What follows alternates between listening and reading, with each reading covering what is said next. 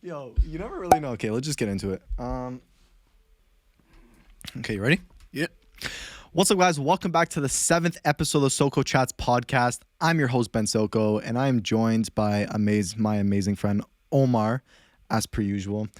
And on today's episode, I asked you guys for some more questions, and I'll forever ask you guys for more questions because I love answering your guys' questions. I mean, it's nice, it's fun, it's more engaging that way.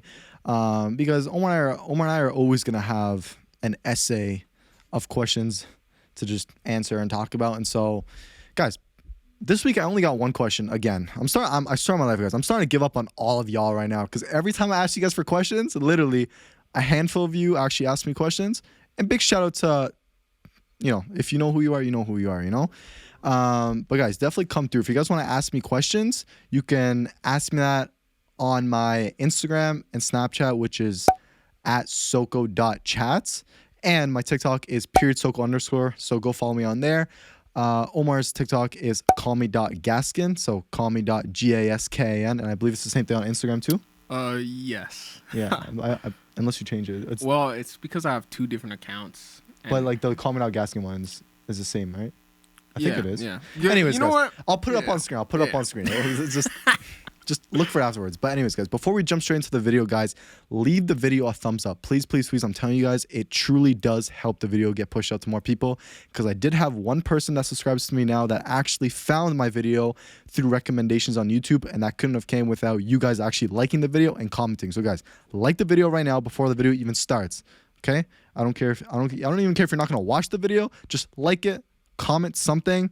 Obviously, hit that subscribe button so you can join the family, and hit that notification bell button so you never miss a video. So whenever we post these amazing podcasts that we put a lot of work into, you'll get notified and you'll be like, okay, cool, let me watch this. Also, guys, oh, wow, I got to mention this before we actually get into it. The podcast is now available on Apple Podcasts and Spotify. And so I'll put that link down below as well. Just look for, I think in the description, it said say podcast. And I literally did put the link to Apple Podcasts and Spotify. So go check it out on there as well if you don't have time to actually watch this and all that good stuff. And there's also support links down below. So if you guys want to donate or leave anything, you're more than welcome to. Other than that, I think that's it for the logistics. I didn't miss anything, did I? No, you covered pretty much. Okay, cool. So guys, we got a good episode for real. I mean, every episode's a good episode, but I mean, I'm biased. The first question, and I remembered it because it was a very interesting question. So shout out to my boy Lucas for this question. He said, how many fortune cookies could you guys eat in one sitting with the paper inside of it? With the paper And I was inside. like, what? I saw this question and I'm like, it just made me laugh because Lucas always comes through with all these funny questions. Like I know like one time he asked us like, is he the spoon in the fork? Yeah. Oh my God. Of course it is. What was it? Forks or spoons? Forks or spoons. Yeah, well, yeah. And then we had like a 10-minute conversation or something. No, like that. for real. And like, I don't know. It was just really funny because we're just like, yo, spoons, forks. I mean, sporks. Yeah. And so shout out to Lucas for that for leaving that question. So I don't know, man. It's just always funny, and it's a good way to like start the podcast because it's like a nice and light subject, and we can laugh. It's a nice opener. And who knows, we might end up having another 10-minute conversation about it, like the way we did last time. Bro. And so that's why usually I like to start off these podcasts nice and light with something, relaxing, and then we get into the more serious stuff. So if you guys want to just skip to the serious part, just skip through the video to find all the other topics, you're more than welcome to, and the timestamp should be up. When I say soon can either be in a few days or a few weeks. And so again, stay tuned to all my socials because I also post on there when the timestamps go live and all this good stuff. So that being said, let's jump straight into this question. I'll let you open the floor with this one. So how many fortune cookies could you eat in one? One. Just one? Just one. I'm not eating paper. Like, you gotta be crazy. Listen, Okay. I'm somewhat of a picky eater. The paper would get to me. The paper would really irritate me. It gets soggy in your mouth. You could feel it. Like, there's no way. I can only finish one. What about you? Well, okay. How if someone paid you? Somebody paid me? Okay, so let's start off with let's say if someone paid you $1,000 to eat like 10, would you do it? All right, yeah, of course I could do it. I could do it. How about 20? Would you eat 20 fortune 20 cookies with for the paper $1,000? for $1,000? Yeah, I could eat 20 for $1,000. I'm 30. At 30's pushing it. at what point 30's does it pushing stop? it. 30's pushing it. Think about all the paper inside. Like, yo, I don't think that's gross. That's gross. That's gross. So- You don't even get to read what's on the paper unless you want to like individually eat them. Like, open up the cookie, read what's on the paper, and then eat the paper too. And I'm not doing that. I'm eating them whole because I don't want to. Like, it's a visual thing as well. So you'd only eat more than one if someone's gonna pay you. Yeah. Fair enough. Yeah, I mean, why why would else you? would you? Why would you? Yeah. Unless you're just like weird like that, you know what I'm saying? And so, I mean, somebody out there does do that though. I'm sure it's a large world. There's got to be somebody who actually just eats the entire fortune cookie. I'm sure there was somebody out there the first time they ate a fortune cookie, they just didn't even realize the paper was in there. I'm almost like for sure, because like, look, if you're growing up and like you're a kid and you just like, oh, cool cookie, and you just eat it, and you're like. You pull like the paper. Jeez. Oh, Yeah, no, it definitely feels nasty. That's for sure. But it's like someone must have done it. And I'm sure there's like fortune cookie eating contests and all that. oh, probably. Because I swear they have that for everything, for like pizza, hot dogs. So they must But have. I mean, fortune cookies though. It's like I mean, they probably take the paper out still, but damn. you know. How many? What do you mean, How many could you eat? Well, if I wasn't getting paid for it, like I'm not gonna eat it with the paper. All right, but 1,000. I do love fortune cookies though. So You do like them? yeah, like Huh? if it wasn't for the paper, Yeah, I could yeah. probably eat like. How many could I eat in one sitting without the paper? This is it, 'cause I really do. Do you like fortune cookies like in general? I like them. I Just like not with the paper. No, I like seeing like. So if it you wasn't know, for the paper, like how many could you eat without the paper? without the paper, okay. Well, Like how I much could do you probably eat, actually like- like them? without money, I could probably eat like 5. They're a enough. bit sweet to me. You know, like Yeah, they're- like they're- after they're a kinda while. like a dessert, yeah. Like a Yeah, little like bit, it's like it's a it's- dessert food. You're right. So like after a while, I'd be like, okay, like that's enough sugar for me. Like it's you know. Fair enough. But and you get kind of But tired yeah, of if you it. put money in it, I'm like, I'll eat Yeah, a I'll eat some hefty like amount. that. You know. Yeah, but- just reinvest that back into music and like, yo, let's get some equipment. Let's go to links. You know, like, yeah, man. No, I mean, I like fortune cookies, so like, I definitely eat. I probably definitely eat 10, like without the paper. 10 Probably without easily paper. because I really do. So Yeah. hey, and then you gotta look at the fortunes too. But okay, here's a follow up question to that. Has there how do I phrase this? Like, has there been any like that, fortunes like, that like you remember? meant something? Like what's the most No. memorable one? Like if you I don't know. None of them. They've been all too vague for me. too vague. It's, Yeah, like, just it's like it's like you- freaking zodiac signs. It's like they tell you. that's a whole nother Oh, conversation. like you're Yo, a Scorpio. Be you're careful before you piss off all the religious zodiac people. you know. No, it's like, bro, they're fun. They're It cool. is, it They're is. interesting. But at the end of the day, I think we need to acknowledge that they say very broad and vague statements. They do. To attract The masses. the masses. You know, it's like, okay, you're saying things that like anybody could assume about me. I don't think it's necessarily like has anything to do with the stars and where and what time I was born. I'm more of just, you know, I'm agnostic. You're agnostic. I'm more of just a.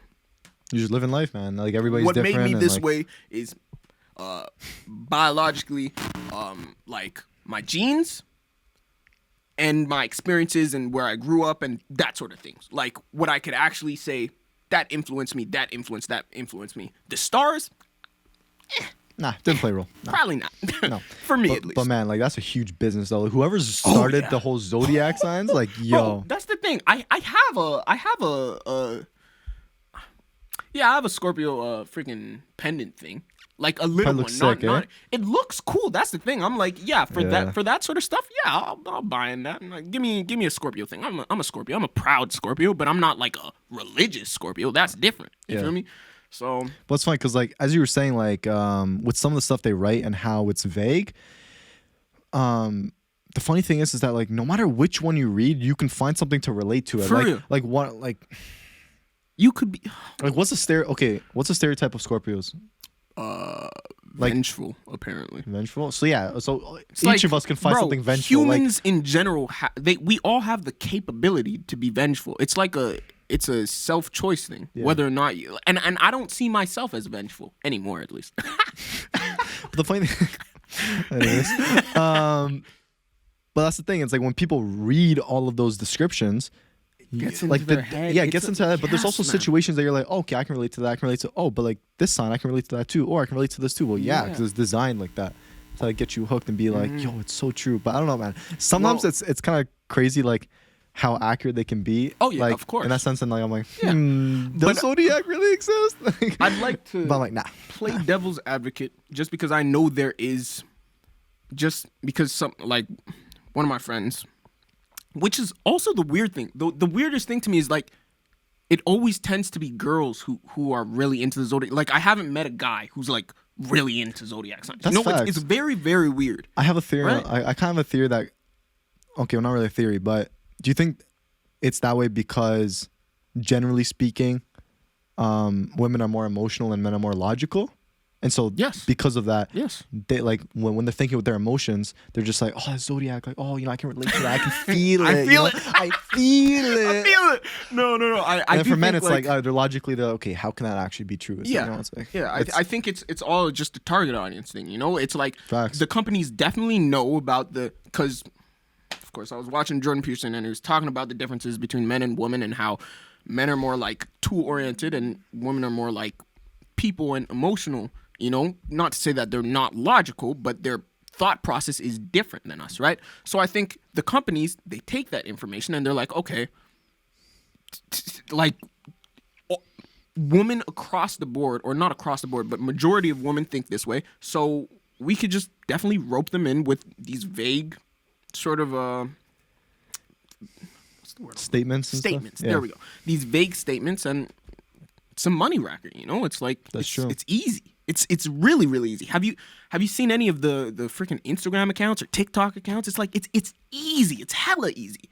You could say whatever you want because half the people don't do the research on it and just buy into whatever's being said to them, So it's like, oh, you're telling me one day that a Scorpio's vengeful. The next day you're saying Scorpios are really empathetic people. And it's like, I'm not doing the research on Zodiac, so all I have is that. But what I wanted to play devil's advocate with was I know that at the very least, because one of the reasons that somebody who really believes in zodiac signs, like to a high degree, would say that, well, you could relate to multiple signs is because I know you have like a rising that's like the sign, that's like the full zodiac spectrum. Thing. So you might have those like 3 attributes. You might be some Aries, you might be some Scorpio, you might be some Pisces. It's like you could say whatever you want. I don't believe that personally, that's where they but get you. That's the explanation for that, I'm guessing. I guess that's where they get you because it's like some person could say, oh, I don't relate with my zodiac sign, and then like the religious zodiac person is like,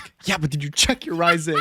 Did you check your ascending? Yeah, did you check your Neptune? For real. And it's like, well, look, it was in there. Bro, it's so smart. I'm telling you, yo, guys, the zodiac people have it figured out. I'm telling you right now, they have it figured out. Like, what's that expression? They have figured out to the what's that? That's what I thought it was. I was gonna say that, but like I didn't know if that was the right phrase. You're making me think about it weird now too. Okay, you know what I mean. Like they have it down to the details. It's like every single day is figured out. It's like I don't know, man. They just reel you in. But one thing, do you have anything else you want to like pay you off that? So one thing I was gonna say that you made a good point about like companies and playing into like women's emotions and then just like the way they are is that it's true with even like most I guess materialistic things out there where I think it was what was the stat, guys? I don't know this 100%, but you have to search it up. I think it was like 80% of the consumer market is women, and so there's consumers of products in general, especially when it comes to clothing. I mean, it makes sense because you always see women like, oh, they have like a whole like wardrobe, two closets full of just clothes that they'll probably never wear in their life. Yeah, and shoes and everything, right? And we see this all the time. I'm not saying all women, but I'm just saying, of course, like, most women like, that I've seen. Personally, like, I'm like literally the exact opposite. Like, I'm a guy and I've got a lot of clothes, I've got a lot of shoes, because I like that shit, But generally speaking, it's like 80, it is like 80% is like as a female. And even if you look into stores, go into almost any retail store with apparel, the women's stuff, there's a lot more women's stuff. That actually look, that guys, almost triggered I'm serious, guys. Bro, if you go into the Urban Outfitters at Von Mills, yeah, right? The men's section is so damn small in that store. I'm so angry at it. Like that's part of the reasons I only shop online. because you find so much more things, at least for the men's sections, online, and it's almost never in store because their section is so small. Yeah. Because like you're saying, it's like generally speaking, The it's like consumer women market do is women, more 80% of it. shopping, Yeah, you know? there you go. And so I know even like, even in my store at Gap, like literally you walk into like the store, like, and you have like like the left side of the store is more or less all men's, but then like the center and like the right side of the store, so 2/3 of it Yeah. is all women's. Oh, Like, yeah. all women's, and then just that one section on the left is men's, and like the variety we have is less. With the women's side, everything. less variety. So literally, guys, walk into any retail store, I'm telling you, the women's section will be huge, and with so much more variety and everything. Mm-hmm. I wonder why. I wonder why. Look at the stats, guys. 80% of the consumer market is women. As I said, give or take. I mean, like may not be 80%, but search it out.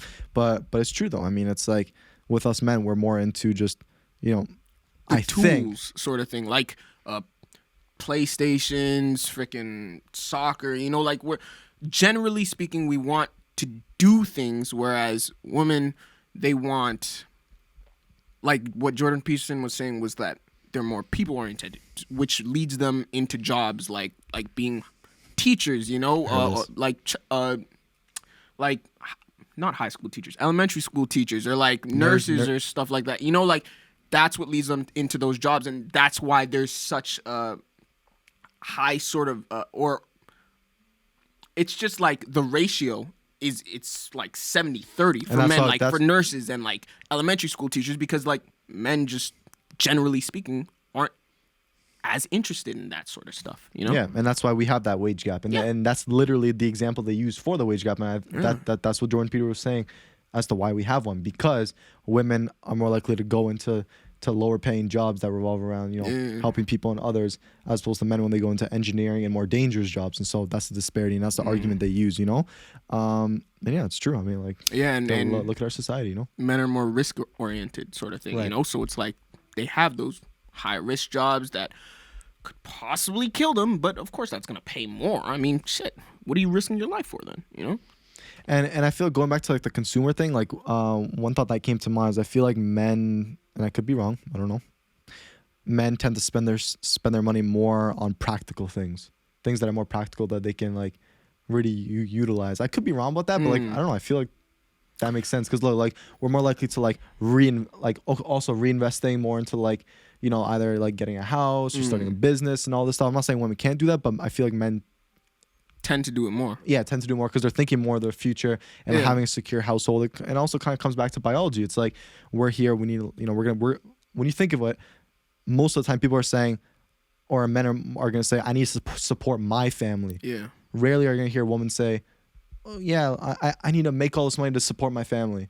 Unless obviously you come from a lower income household and all this stuff. I get it. But generally speaking, for like middle to higher class people or high class people, it's usually the men that take on the role of like having those higher paying jobs, paying for like, you know, the house and all this stuff. And then the women are there to take care of the kids and take care of all the other stuff. And this is where like, I'm speaking from a more like traditional sense of of like roles. Because like nowadays it's starting to move away from that for sure. Yeah, more women are becoming strong, independent women.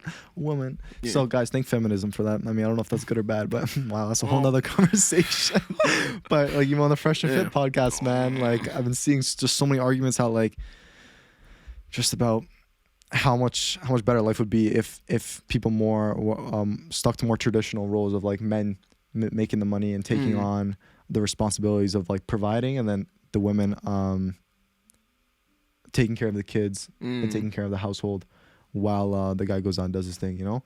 But in today's like modern society, like anyone could do anything. I mean, like a woman can go out there and make her own money and support. Like I know, like the best example I can give is like with my mom. Like my mom's boyfriend makes significantly less money than my mom, and he lives in the Dominican. Yeah. Oh, he lives there. Yeah, he lives in the Dominican. Yeah. Okay. And so my mom is like significantly like, you know, and so that just shows you how it's a complete opposite of everything I was just talking about. Yeah, for sure. And like I'm still kind of trying to figure out their true power dynamics as to why that is. I mean, of course, people can just say like, yeah, but I love him, and I'm like, yeah, you do.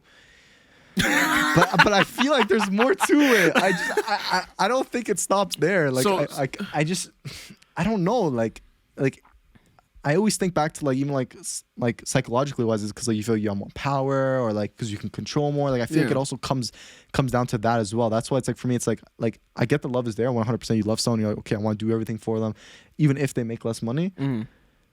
But there has to be other elements to it.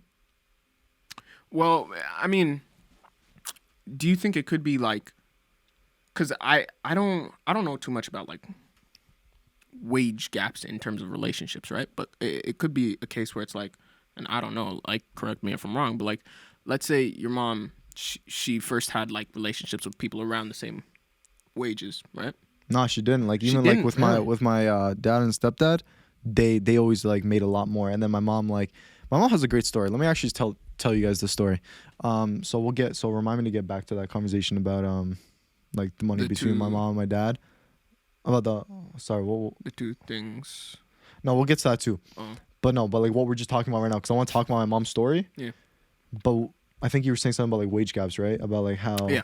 Okay. I'll get to that. I just want to talk about my mom's story real quick. So guys, my mom is a true inspirational story when it comes to working your way up the corporate ladder. Okay, this is how she started off.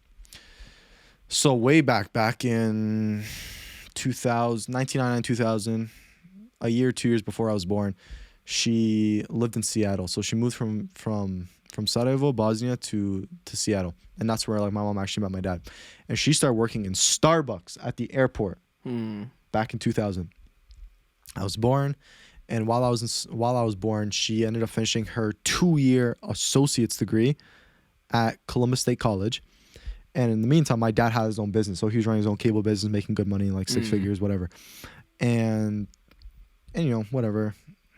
Going on, my mom had her first job. I forgot what her first job was, but let's say she was making maybe $25,000, just ballpark. I don't know for sure. Fair enough.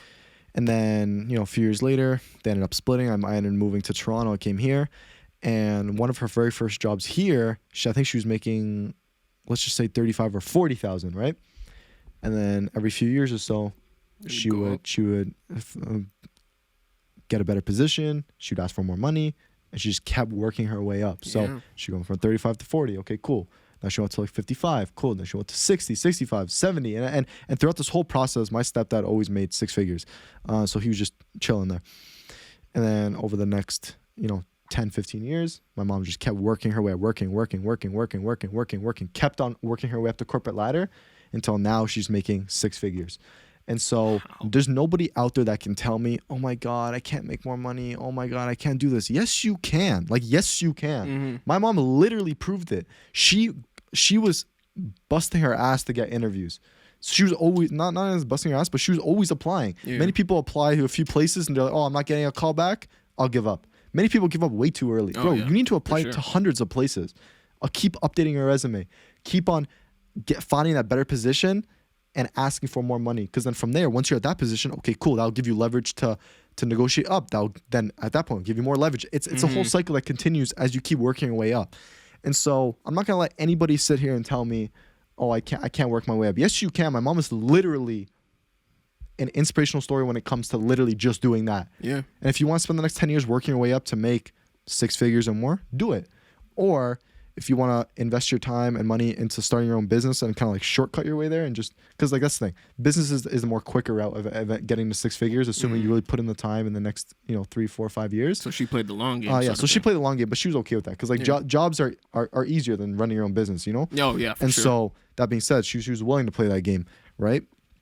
And so that's what I'm saying, guys. Like if you truly want to work your way up, you're gonna have to update your resume and keep applying for more and more places and keep leveraging and keep negotiating up if you truly want it. But many people don't.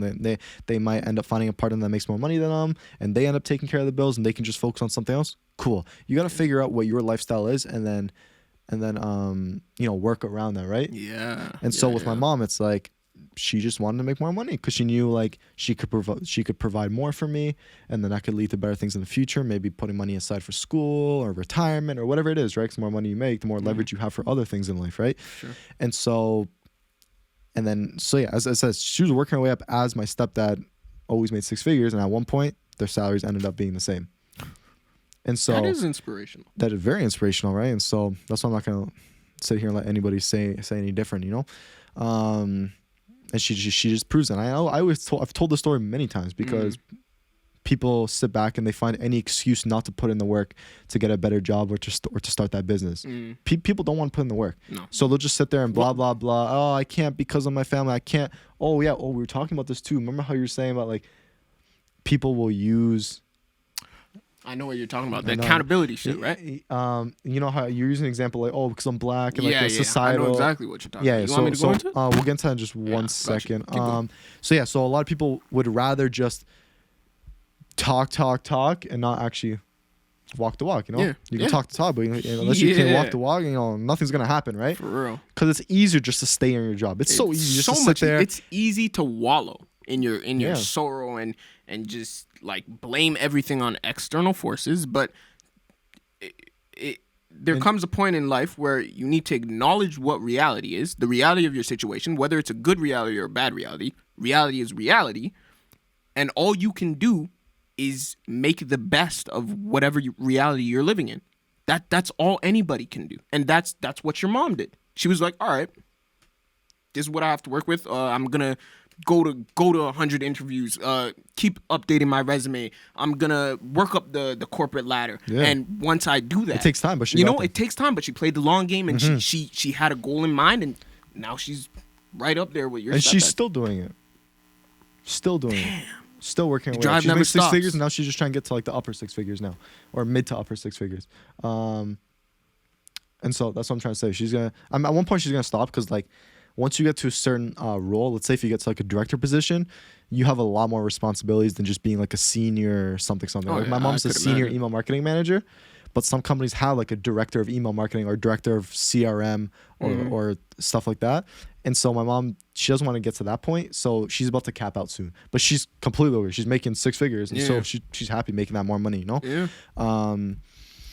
And so, yeah, guys, it's easy to stay in the position that you're in and not do anything about your situation. It's just easy to be and just continue your routine. But if you really want to make something out of your life and make more money and do great things and live a stress-free life and a financially stable life and provide for your kids and go on vacations and eat the food you want to eat and buy the clothes you want to buy and all this stuff, then, put in the work, man. I mean, that's kind of what Omar and I are doing right now with music, the stuff I'm doing with content. I'm starting this new radio business with my boy Lincoln, and so I'll tell you guys about that on the next podcast. And so, yeah, guys, you have to keep yourself open to many opportunities and then take that step to actually do something great.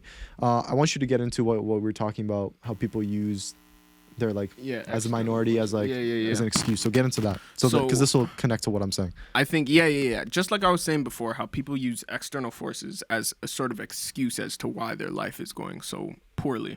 And the example that I was talking about with Ben was that obviously I'm black, so I know black people do this, or people of color, let's say. Or let's go minorities. Minorities, people of color, whatever, right? They'll blame things on, prejudices or what's the word I'm looking for? Oppression and stuff like that, and or systemic racism. That's a good term. They'll blame things on systemic racism, and by no means am I saying that systemic racism isn't a thing, because I do believe it's a thing. But like I was saying before, that's the reality of the situation, and I'm not saying don't fight the reality. I'm saying don't blame the reality on your current situation and not do anything about it, because at the end of the day, it's like, okay, if it's systemic, what do you think complaining about it to yourself is going to do? You have to be, that's just the reality. That's just, all right, we start at a different place than other people. Fine.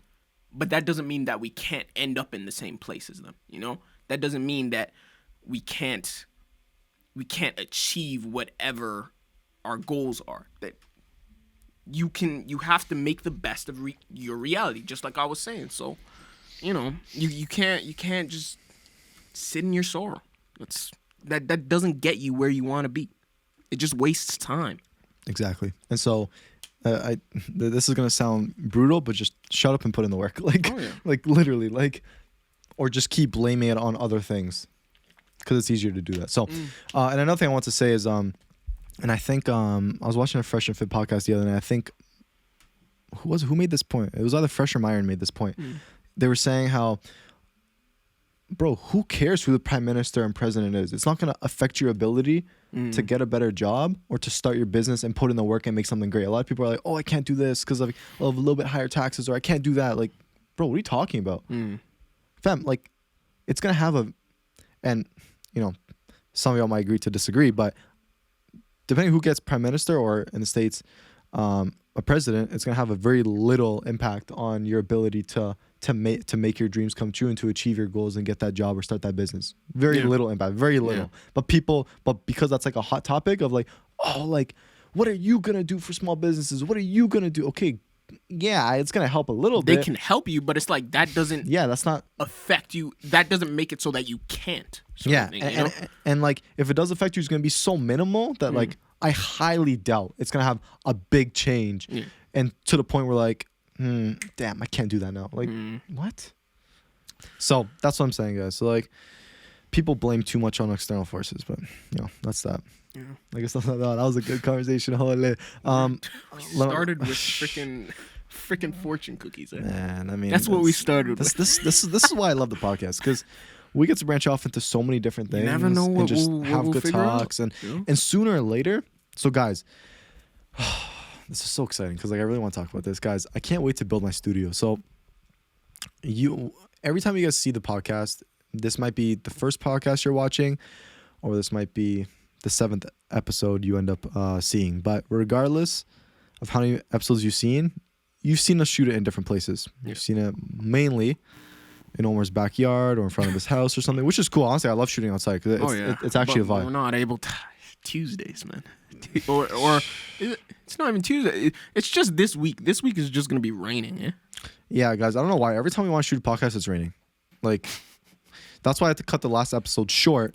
Because that last episode was only an hour and a half, and I had to do that because it was about to rain. And thank God, literally, like at one point, Omar was like, "Yo, is it about to rain?" And I'm like, "I don't think so." Like I checked. God, I swear on my life, I checked the Weather Channel, and it said it wasn't gonna rain until like late. And I'm just like, okay, cool. Like, what happened? And so we ended up stopping it, and then 20 minutes after we packed up all the equipment, it was pouring rain. And it sucks. But as I was saying, guys, you've seen us shoot in different places, and the good thing is that sooner or later, my mom's gonna eventually move out of our condo, and I live in a 1-bedroom, 1 den, and the den is at her room currently. But my vision is to convert that into a literal podcast studio space. And guys, it's gonna be so sick. Like, if you guys go on Apple Podcasts or Spotify, the cover art I have for that is gonna be like a big.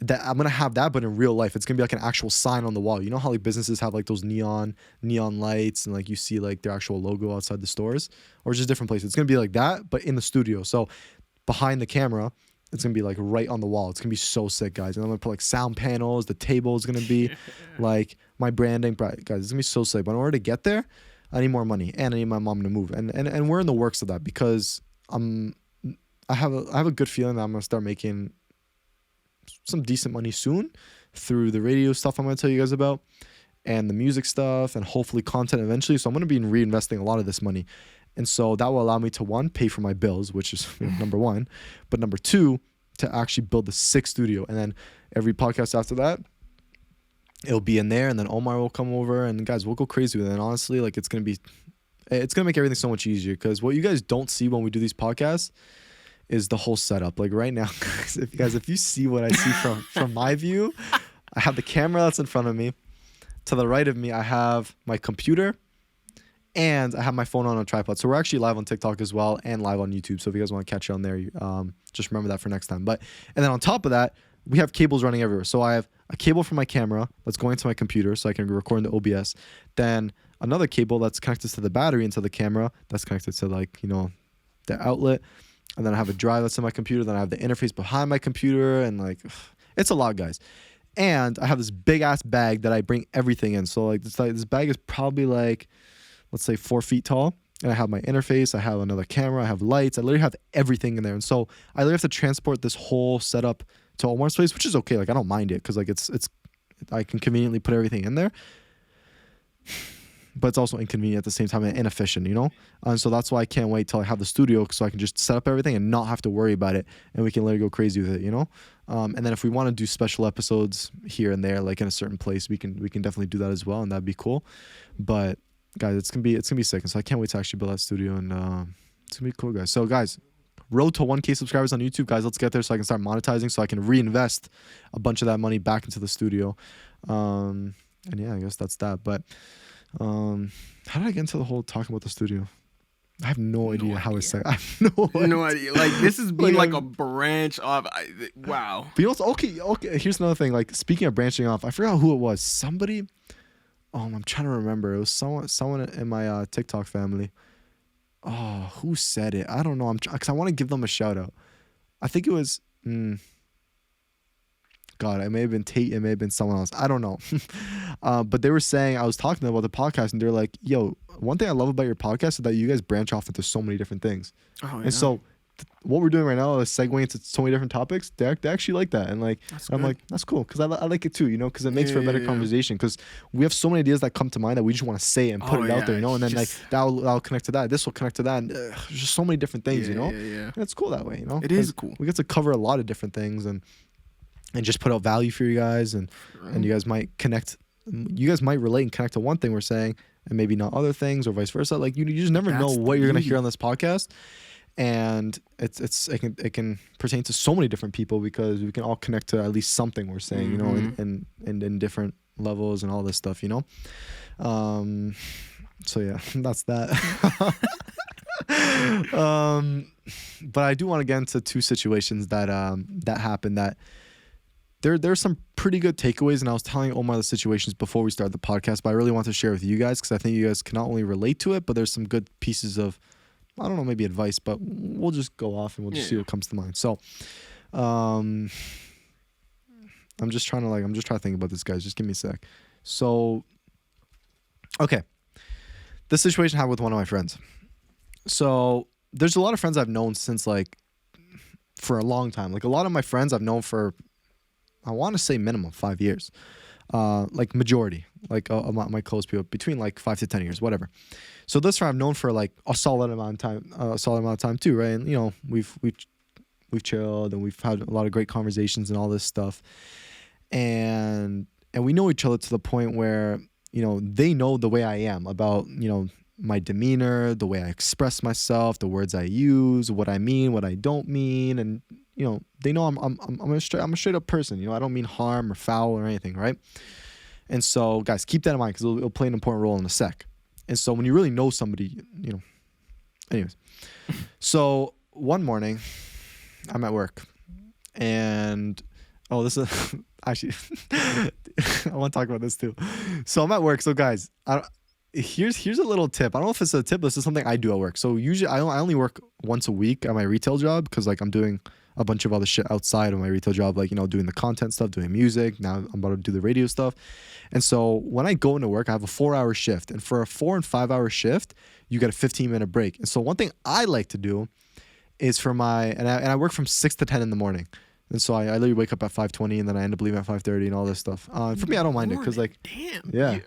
When do you usually wake up? Did you think I meant in the evening? Yes, I do. I'm not, No, I meant in the morning. What time do you wake up on like a regular day? I think you told me before. So usually I don't know if you guys do this on your iPhone, but iPhone has like that bedtime alarm thing where you can set your schedule. I don't do that, but I know what you're talking about. Yeah, so I have that set to like a bedtime at 2 a.m. even though like I rarely fall asleep at 2 a.m. Unless it's like certain nights where like I'm talking to somebody or whatever. But it reminds me, it's bedtime at 2 a.m. and then basically my whole phone goes into a do not disturb. And then I set it to 10 a.m. So 10 a.m. is my time. All right. Yeah. And so sometimes, like I know the other day, I think it was yesterday. For whatever reason, I woke up at 8:30 in the morning. I'm like, what am I doing? Like, body, what are you doing? I'm trying to get my sleep. No, I hate those ones. But it got to a point where I'm like, I didn't feel like going back to sleep. And I'm like, I wasn't too tired to fall back asleep, but enough to be like, okay, let's just get to work. Let's just post some TikToks and like whatever. So I end up staying awake and that'll happen, right? Or sometimes even worse, I'll wake up at 6 a.m. and I'll be like, go back to sleep. So usually I wake up at 10 o'clock. Maybe I'll sleep in a little bit till like 10:30 or even 11. That's pushing it, but usually 10 o'clock is my time. Okay. But for work, what my usual routine is that I'll set, and I usually work on Thursdays because that's when we get shipment. I'm part of the morning crew, yay. And we just get like a bunch of boxes. So for those of you that follow me on Snapchat, I literally always post. When I come into work, I post like all like the skids that we have. We usually have like 4 skids, like stacked up, like 7 feet tall, just filled with boxes. Lucky thing is I take care of all the men's clothing because I'm the only guy that works in the morning. And it's so blessed because like I don't get as much as like all the women's stuff. You got a all woman like team crew, yeah. Well, wow. Most of my stores, like I think it's like 80, 90% women. You're right. We were talking Yeah, about and then we have a few guys here and there. And so most of like the workforce at work is women, and then there's a few of us guys that just do our thing, And the good thing is about the shipment is that like I take care of the men's stuff, and since all the men's stuff is only like a third of the store, we get so much more women's stuff, so they have to take care of that, and then we also get baby and kids, and anyways, so I wake up at 5:20. Oh, this is another tip too. Here's another thing that I do. That helps me wake me up in the morning, and it might help you guys too. So what people will sometimes do is like, let's say if they need to be at work at 6 and they know, okay, I need to wake up at 5:30 so I can get ready and then have enough time to commute and all this stuff. What some people do, they'll set their alarm for 5:30, but then they might want to sleep in, or they might snooze their alarm, and then they'll push it, and then they have to rush. What I do, kind of hacking the system here, I know that I have to leave the house by like, I don't have a set time when I need to leave the house, but let me explain. I know I need to be up at 5:30, be up at that time. So what I do is I set my alarm for 5:20. So what I do is I'll wake up at 5:20, but I won't actually get up. Yeah. So I'll lay I'll pretend I'm sleeping. Give yourself 10 minutes to just lay in bed. That's what I'm doing. So imagine I'm sleeping. For real. All right, alarm goes off. I'll squint in my eyes because I'm tired. I'm like, 5:20? Okay, cool. So I don't get up. I don't get my blood flowing. I don't do nothing. All I do is I literally just go on my phone for 10 minutes. I go on YouTube. I go on Instagram. I go on Snapchat. I answer some messages.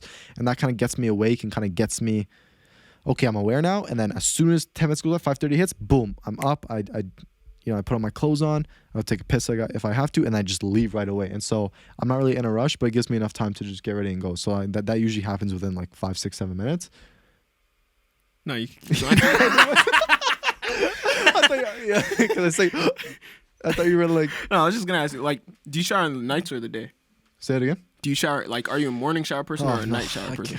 It depends. Like, what time at night are you when you say that? So Well, I like showering rarely in the morning. So I know, for example, yesterday I had a massage at 12:15. You do massages, eh? Yeah, that's a whole nother thing. We'll get into that too. That's a whole nother thing. All right. So I had a massage at 12:15. So I woke up and like it's courtesy to shower before a massage. Oh, of course, like, you don't want to. You're only gonna be like, for us guys, only gonna be in your boxers, right? Yeah. So you don't want to stink, And so in that case, I'll shower at like 11. Like I rarely do that. Usually it's in the evening before I go out. So. Yeah, I just shower before I go out. No, I'm like that too, actually. I mean, yeah, no, I'm like that too. But like, if you have to go out, like, let's say like, so like you're going to work, right? At 6:30. No, I leave at like. You leave. So I wake up at 5:30. I'll leave by like 5:40ish. Okay. Yeah. So if you have to leave by 5:40, so I don't shower in the morning. I don't shower before I go to work. So do you shower the night before? Yeah, but this is what usually happens is like, and like some of you guys like. People have different like they do hygiene. It's very weird. Some people think it's gross. Some people think it's not. But for me, I'll take a shower. So let's say like usually I would have gone out the day before that night. So I would have showered at like 7 p.m. and I just don't shower until like. Fair enough. Yeah, I just don't. Like, I'll go out and I'll wake up. I'll go to work. So I don't stink. I naturally don't stink like that. I like my BO's like some people naturally stink. I know that. I mean, I naturally like sweat a lot. So I'm more particular about that. Because you can sweat a lot, but like, is it like that like bad BO? I mean, some people have bad BO. Some people just I think it depends what I'm doing. Like if I'm like doing tennis, like, and I'm sweating like doing a sport sort of thing, that's gonna like get me, like not smelly sort of thing, but it's like I'm gonna have some BO. But like if I'm just like, I'll just sweat in like I don't know, like situations where if I'm super anxious. And I start to sweat because I sweat when I'm anxious. I know, like that sort of thing. Do, yeah, it's a natural response to anxiety. That's not like a smelly sweat, But yeah, I get what you're saying. And so that being said, it's like since I'm not naturally like a stinky person or have a lot of BO, it's like I don't mind. So I'll shower like that night at like 6, 7, 8 p.m. And then I'll go out, and then like in the morning I'll go to work, and then I'm probably gonna end up going out again for whatever. So I'm taking a shower. Yeah. And that's really like before I came here I showered, or like if I'm going to someone's house I'll shower. Before I go to the studio I'll shower. It's like. shower, usually before those events. Or like the studio, for instance, that's when I'll shower in the morning too, because I'm usually at abstract by 1 o'clock. Yeah. And I'll shower before then. I'll usually get ready. I'll usually shower at like 11:50, 12, and then I'll go. But usually I like doing the evening before I go out. So that's just my routine. But anyway, so as I was saying, no, we're gonna. I love it. It was amazing. It's a good question. Hygiene's important, Yeah.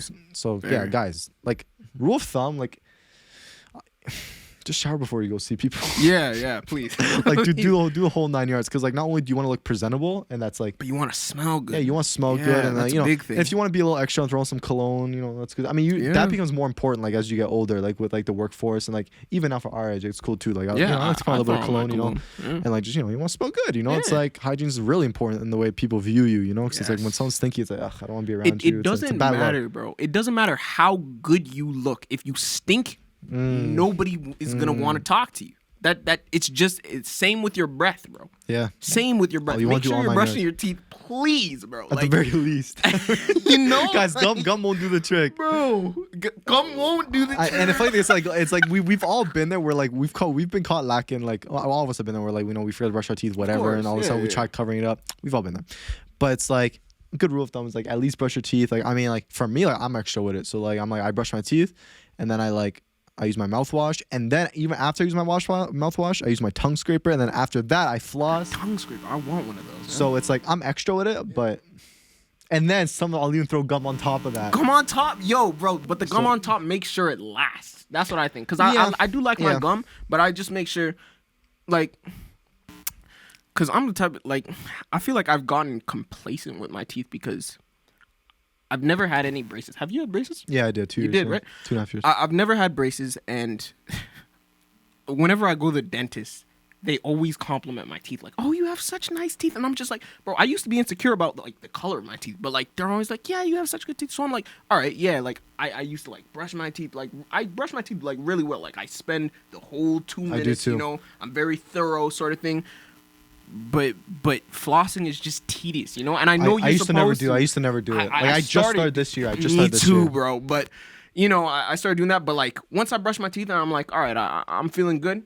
Throw in a piece of gum, and that's all you need. That's all you really need. Brush, gum, and you're good. The extra stuff, yeah, if you want to, though. cool. That counts though. Like the extra stuff, people might not notice it, but like the fact that you'll notice it, that's the reason you're doing it, sort of thing. It does a little bit more. And guys, it's especially important. Obviously, when you see people, you make sure you have all that. But this is especially important if you're going on a date. Yo, for real, bro. Please. That's the dumbest thing ever. If you're seeing a guy or girl, like, come on, because like, you might end up kissing them. Like, why would you want to kiss somebody proximity, with bad breath? Like that just why? And so guys. But let me ask you this. Because I've never been in this situation, and this is something that I've thought about that has really, really like. I don't know how people deal with this. Yeah. So let's say you go on a date. You take this girl out to dinner. Should talk into the mic. Thank you take this girl out to dinner, and you guys eat, and then you want to like. How does that work? See, this is a thing. Like, and I could be wrong because I'm not like a dentist, but like. I swear, even after you eat, sometimes your breath isn't necessarily like that bad. It's like unless you're eating like onions or like some like key ingredient or something. But generally speaking, like, do you know what I'm saying? Like, it's not like your breath like all of a sudden like boom. It's like, but shit. even the breath, like even your breath could be fine. But let's say you eat like I don't know. See, that's cool. Now you have to be careful. I ate like where you go for dinner. You really do. Like there are certain foods. We're really branching off this episode. No, it's good. There are certain foods that you should not eat on at least like first 3, 4, or 5 dates. Pasta is one of them because it's messy. Burgers to me is one, and this will change. No, I feel like these are like once you know the person a little bit, then you can go to for sure. It's like once you become more comfortable. But first date, it's a bit more. I'm a bit more like thorough about it just because I don't like eating in front of people in general. Like it doesn't even matter if I'm on a date. I just don't like it. But like pasta, like for everybody, I think everybody can come to the common consensus. That's like a messy food. You probably shouldn't do that on a first date sort of thing, But my main point was, let's say, I don't know, for lack of like an idea, let's say you eat pasta, right? Because I ate pasta at Red Lobster the other day, and that sounds I had, good, like, man. shrimp and like lobster and that. It was really good, right? Like it's not even the breath I'm concerned about, because I trust, like, if I'm going on a date with a girl, hopefully she has good breath. What if there's food stuck in her teeth? I'm not kissing a girl. I promise you, bro. I will not kiss a girl if she has food stuck in her teeth. I'm gonna have to tell her. Yeah, right? would you tell her? I think I like would. okay, so let's say you're standing right in front of her, and you're like, oh my god, you're so beautiful, baby girl. Sorry, just. Sorry, man. I gotta mess the momentum up. I gotta mess the whole momentum of the date up. Yeah, would you just be like, you have shit in your teeth? No, like I've actually been in one of these scenarios, and I think that stuff like this, stuff like telling somebody something embarrassing about them, like, oh, you have something stuck in your teeth, or like you have boogers. It's also how you say it. It's also how you say it. That's how you say. Yeah, it is. It if you just does matter. Like, if you're a dick about it, it's like, what are you doing, man? Yeah, But people will definitely appreciate if you say it in, like, in a helpful tone, like, no harm, but there's some shit in your teeth, like, I know you probably wouldn't like people to see that, Start talking into the mic. But I've been in that scenario. Like, when I was a kid, I used to have, like, a really runny nose, right? And that sticked with me for, like, a large majority of my life. You still have it now or no? Not really. Like, not more so than the average person. Like, I think it's not there anymore. But, like, that used to be a problem for me.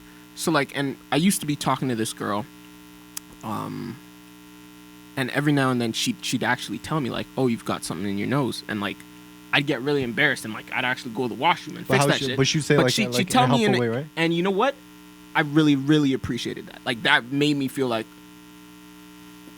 I'm thinking about this stuff, like the stuff in my nose, and I'm talking to this girl, like, kind of not serious, but, like, I'm talking to her, and I'm like, I don't want to be embarrassed in front of this girl, but the fact that she's just super chill about it and she's just telling me, like, I really appreciate it. It kind of makes you, kind of like strengthens your guys' bond. Yes, it's it a does. weird way. Like that small vulnerability is like weird. It's like, damn, I really fuck with you for saying that. Yes, for just letting me know. Whole nother respect right there. Yeah, man.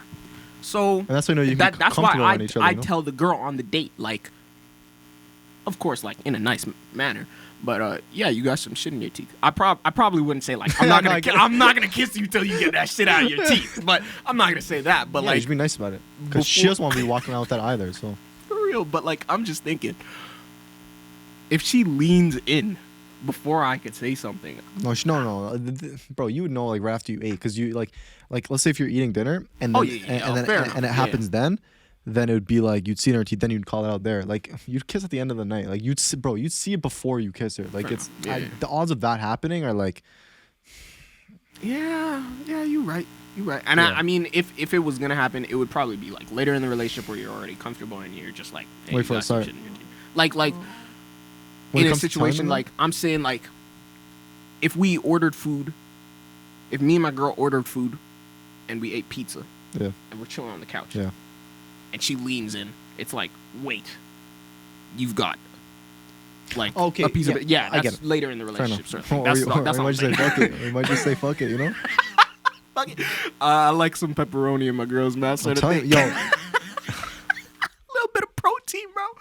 Oh shit. I'm saying, you've gotten comfortable with your partner when you're just like, oh man, where it's just like, you know what? Fuck it. Can't do it. It is what it is, But so yeah, you tell her, eh? Yeah, I mean, that's a respectful thing to do, and, like, that's definitely, like, man, I'm sure that's happened to somebody out there. It's respectable and people appreciate it. But did you finish your story?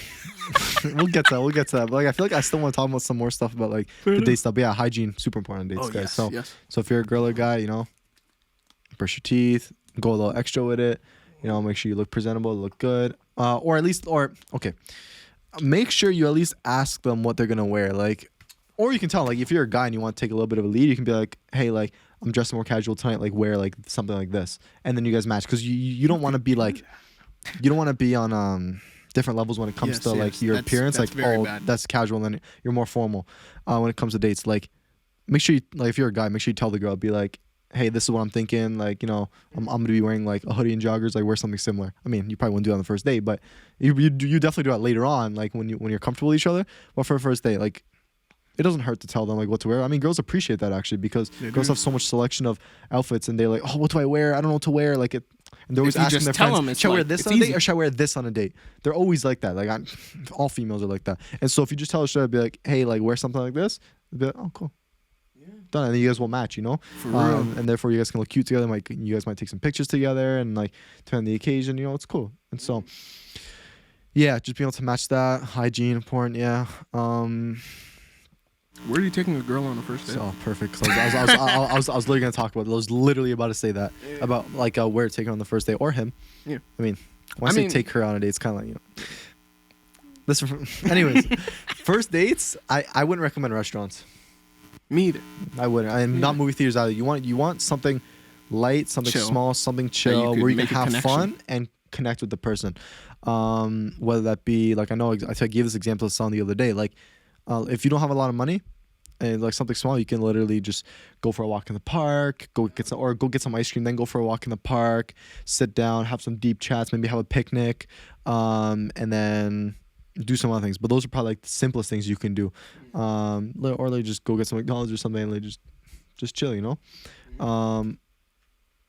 What else? That's like the best case scenario. Like going to a park and like getting ice cream or something to eat. I mean, yeah, I think that's the best way to connect. Or if you have a car and you're able to like travel to other places, like I don't know if I brought this up, but on my first date, with my ex, and I'll also get into like another situation about that later.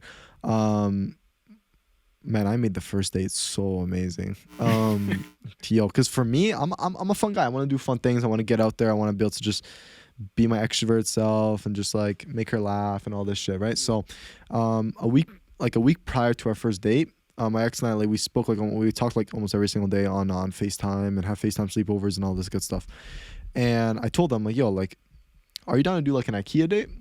And she's like, yeah. She was actually saying she always wanted to have an IKEA date, and I'm like, all right, say no more, because I actually need to go buy. I think it was hangers that day or something. I don't know what it was. And so, guys, this is a tip, guys. Yo, if you ever have errands to run, bro, that's literally those are the best dates.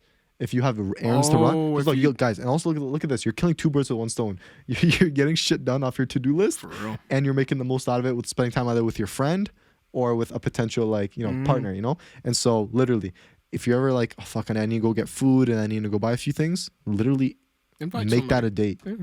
Like, it's so smart, guys. I'm telling you, like, just do it. Like, and then you have to like save some money, like, in the sense of like, you don't have to like go to a restaurant and all this shit, you know?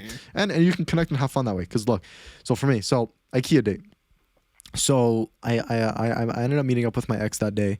The first day, like we ended up meeting, we were just talking for a little bit, and then we were getting ready, and then we got in the car, and then we went to IKEA. And once we got to IKEA, that's when the show started. And so I don't think we were holding hands yet, because I think, you know how you gotta work up, you know, you gotta break the touch barrier, you know, you gotta work up to like the final kiss, you know, it's like stages, you know. First, like you start off like, oh my god, nice to see you, a little hug, and then you kiss. No, I'm kidding, you don't kiss them. But yeah, and then obviously throughout the day you might do some touches here and there, and like you work your way there, right? Literally, or like first base, second base, and all that shit. Anyway, so I went to IKEA, and when we pulled up, we ended up getting in my car. We walked in, and I knew like right away I want to like make this fun, and so we went up the escalator and we're just talking some more. And then we got the candles, and we took a lot of videos that day. Like we're just having fun. Like we took the candles. We're like, oh, we secured the candles, and like we're pretending like we're on a mission. Like, we got the candles. All right, what's next, right? And we kept walking. And for me, like I'm always thinking of something to do or something to say that will like cause a good reaction, right? So like I'm like, I want to make this memorable, and I just want to be me. Like, this is where I'm gonna shine. This is where I'm gonna put on a show. And I like to put on a show a lot of the times for like, not like in a bad way, but like I understand. Have fun. And like let's make the most out of this. So and knowing me, I can put on a show. Some introverted people, it's hard to, but I know I can, so I'm gonna do it, you know. And so we ended up walking some more, and you know how they have like the different displays and everything. We ended up, so the next stop after the candles was one of like the like living room exhibits or whatever, right? So she was sitting on the couch, and there was like a fake wine bottle, and so I pretended to pick up the wine bottle, and I'm like, oh, madame, would you like some wine? And she was like kind of laughing at that, and then there's a random guy that was there, and I'm like, oh, sir, would you like some wine too? And he started laughing. He's like, yeah, sure. And so I was kind of like engaging with like other people around, and so I did that, and then she had a laugh at that, and then we ended up walking some more, and then there was a kitchen, and I'm like, okay, perfect. Next, so we were in the kitchen, and I pretended to like run my own little like cooking show. So, and like this kitchen was like open to like where everybody was walking, and so.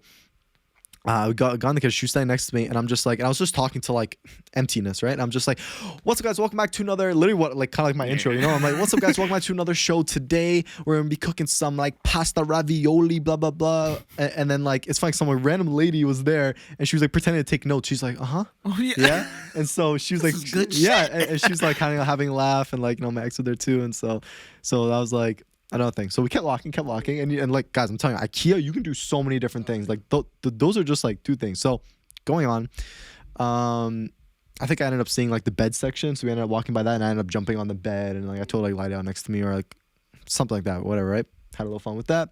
And then there was another exhibit where there was like, the washrooms, right? Like of like, oh, let me see this nice toilet. Let me see this nice sink, And so I pretended to sit on the toilet and like pretend like I was taking a shit. And so she ended up like taking a video of me. Like we took a lot of videos that day actually, because we were really comfortable to the point of like just, and this was the first day we were chilling too, just taking videos of just kind of remembering this moment. And so I took a video of that, and then there was like a tub right beside it, so I ended up like lying in the tub and pretending to fall asleep. So I had the jacket over me because I had my goose jacket and it was hot, right? So I had it over me. I was like pretending to sleep, and she took a video of that, and she was like pretending to walk away. In the video, she was like, "All right, bye, Ben, bye," and she was like walking away as I was lying in the tub. So that was another thing, and then I'm telling you, there's more stuff. Oh, at one point, there was like this one section where all the couches were, right? And there was like this big chair and then a small chair. So I made her sit in the small chair. And I'm like, look, you're sitting in the small chair. I made some joke out of that. Guys, I'm telling you all this because these are just giving you ideas of what you can do. And that's not it. So we kept walking to where the carpets are now, right? And so I see this big furry carpet. Those not that's made out of like animal fur, but it looks like it's like an animal fur. It's like those. It's like okay. really, Yeah, no, I know what you're talking about. But this one looked like it was like a skin of a polar bear or something. It was like a white. It was a white carpet. Yeah. But it was like very furry. And so I pretended to like. I put it around me and I pretended like I was having a fashion show. And so, that's sick. So I ended up putting it around me. I put my glasses on and I'm like, okay, take a video of me. And so I walked back and there's like this little hallway part, right? So I turned around and I'm just like. Strut, bro. And so I was doing all that. I was being extra, right? And I had a little fashion show. So we continued.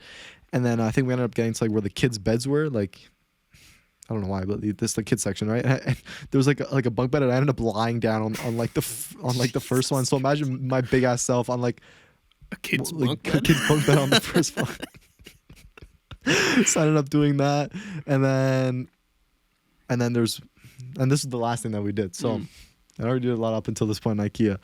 And so we ended up getting to the downstairs part, and just before you enter, like, how do I describe it?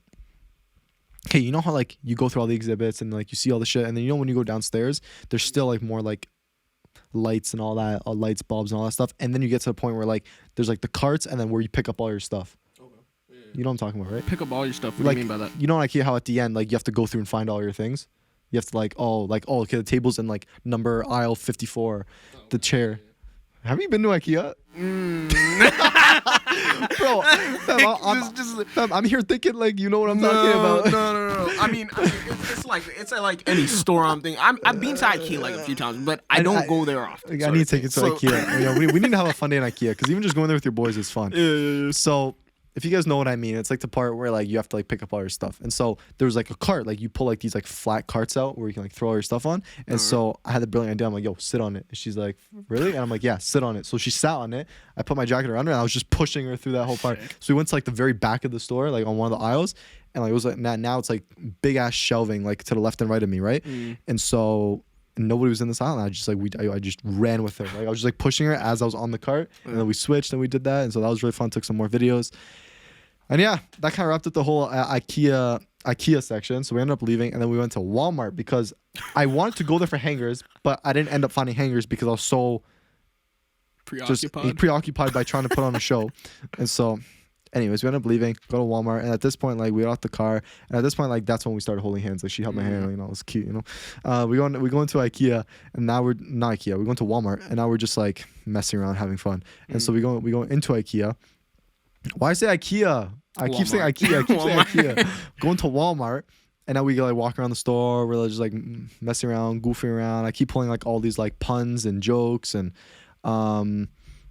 just all 9 yards, right? Because I'm always finding something to talk about. And this is one tip for you guys too. Like a lot of you guys, I know I've helped a couple people in the past where they're like, yo, like what do I say on a date? What do I do? And I'm like, honestly, just literally say or do anything that comes to your mind. Not like obviously anything vulgar, but if you want to like say something or talk about something, just say it. Yeah. And even if it's like embarrassing or funny, bro, say that too, because if they laugh, bro, bingo. Even if it's an embarrassing story, just say it. Yeah. So literally anything that comes to mind, if you're not sure, just say it. Obviously within reason. For real. But just do it. Like that's the one tip I give people, because like for me, like I'm always thinking of stuff to say, you know, and stuff to do and how to play around and all these jokes. And so obviously it doesn't come as naturally as some people, but the best you can do is at least, you know, talk about your day. Start with that. Talk about her day, and then from there you might get another idea. Like look at this podcast. We talk about so many different things because so many things come to mind. Literally do the same thing, guys. Like imagine yourself having a conversation with a friend, and I'm sure even all you introverted people who say you don't know what to talk about on a date have had those conversations with your friend where you end up talking for 5 hours about so many different things. So have that same mentality going into the date. Obviously, like if you want to look at that person as like a friend, do it. But just talk about something. Anything that comes to mind, say it. And if she's talking about her day and you think of something related to that or connected to that, say that too. Tell your story. Be like, oh, that's so funny you say that, because I had one time where I went there and I did this and I did that, and she'll be like, oh, that's cool. And she's gonna like obviously say something too, and you're gonna be like, hopefully. I mean, if she doesn't, I mean, good luck. Yeah. But and especially if you're introverted, wow. God, yeah, I mean, yeah. So hopefully she'll bounce off that, and you might come in with another idea. So if you have an idea or have something connected, just say it, guys. It'll help fill the air. So we ended up going to Walmart. I made some more jokes, whatever. And then I think, other than that, I think we ended up going back to her place, and we ended up just like chilling there. I think we had some food. Oh, that was the first day I actually met her mom, because I told her before our date, I want to meet your mom ASAP, because I learned from that one story with that girl in Ohio. And so if you guys want to know like what I'm talking about, go back to I think the second, maybe in the second episode, I'm not sure. Go back and like I kind of talked about how I was almost a thing with this one girl in Ohio, and like she meant a lot to me, but it didn't work out because of a particular individual in her family. So going from that experience, I knew that like, okay, I need to be cool with the parents, because if the parents don't, or parents, I mean, she lived with her mom, so her dad wasn't like present, but I'm like, I knew if I was cool with one parent, like that parent, I'm bingo. You're like as long as I get the check mark, literally cosign, done. So that day I'm like, she's like, oh, my mom's gonna come home. I'm like, okay, cool. So her mom comes home, and I'm like, oh, hey, how are you? I actually give her mom a hug. Really? Yeah, it was just like, I don't. Okay, guys, I don't know if this is me, and I don't know if you feel this way, but for women, I always feel the need to hug them and not give them like a handshake. To me, guys, I don't know. It's weird. It's just weird. I see why you say that. Because like women are always hugging, and they're always like touchy feely, and so for me, it's like it always feels weird if I want to give a girl a handshake. I'm just like, you know, it's like I want to be like, oh, and especially for mutual friends, or if I know, oh, hey, how are you? You know, quick hug. And like obviously for guys, you know, we're dabbing each other up and everything. Yeah. Of course, you can like hug like your true homies. But it's like generally speaking, it's like I don't know. I always feel the need to hug women as opposed to like giving them a handshake. You know what I'm saying? Like I don't know if you get that feeling. I see what you're saying. I mean, like handshakes always. I feel like they've always been portrayed as like two guys handshaking, like and then you're right. Like girls are always much more touchy in that sense. And guys, if you're in doubt, like always handshake. Like it's okay. You can handshake a girl. That's no problem. Like out of respect. Especially if you don't really know them and like you don't want to obviously hug them. Guys, handshake is completely fine. I'm not saying it's not. I'm just saying for me, I don't know. I always have this feeling to just hug instead, you know. And so for me, that's why with her mom, it was already kind of like a mutual connection, because like, oh, I know her, I know my ex, and so it's like, oh, her mom, you know, it's like her mom, you know. So it's like, and to make a good impression, I gave her a hug, whatever. And I met her brother, and we actually had a really good time that day. And so I think that night we ended up just chilling on our couch, and then we like watched something, and then we ended up having our first kiss. And so that was kind of like the end of that night, and it was actually like a cute little date. And then you know, so guys, this just goes to show you. I want to say all this because I'm sure you guys can take away something from this, whether it be what to do on a date, what to say, how to deal with it, or everything I just may have inspired some ideas, you know. And so that being said, there's a lot you can do. With very little, you know, like look, like the only thing I spent money on was literally the shit I had to buy, and that's it. And I was literally just running errands. What's gonna happen regardless? I was gonna go to IKEA and Walmart anyways, and so why not use that as a perfect date idea, because I knew I could do a lot. And so guys, just think about that. That's another perspective I'm pretty sure a lot of you aren't thinking about. Like if you have errands to run, bring someone along, especially if it's a date, and then you can make it a fun time, you know.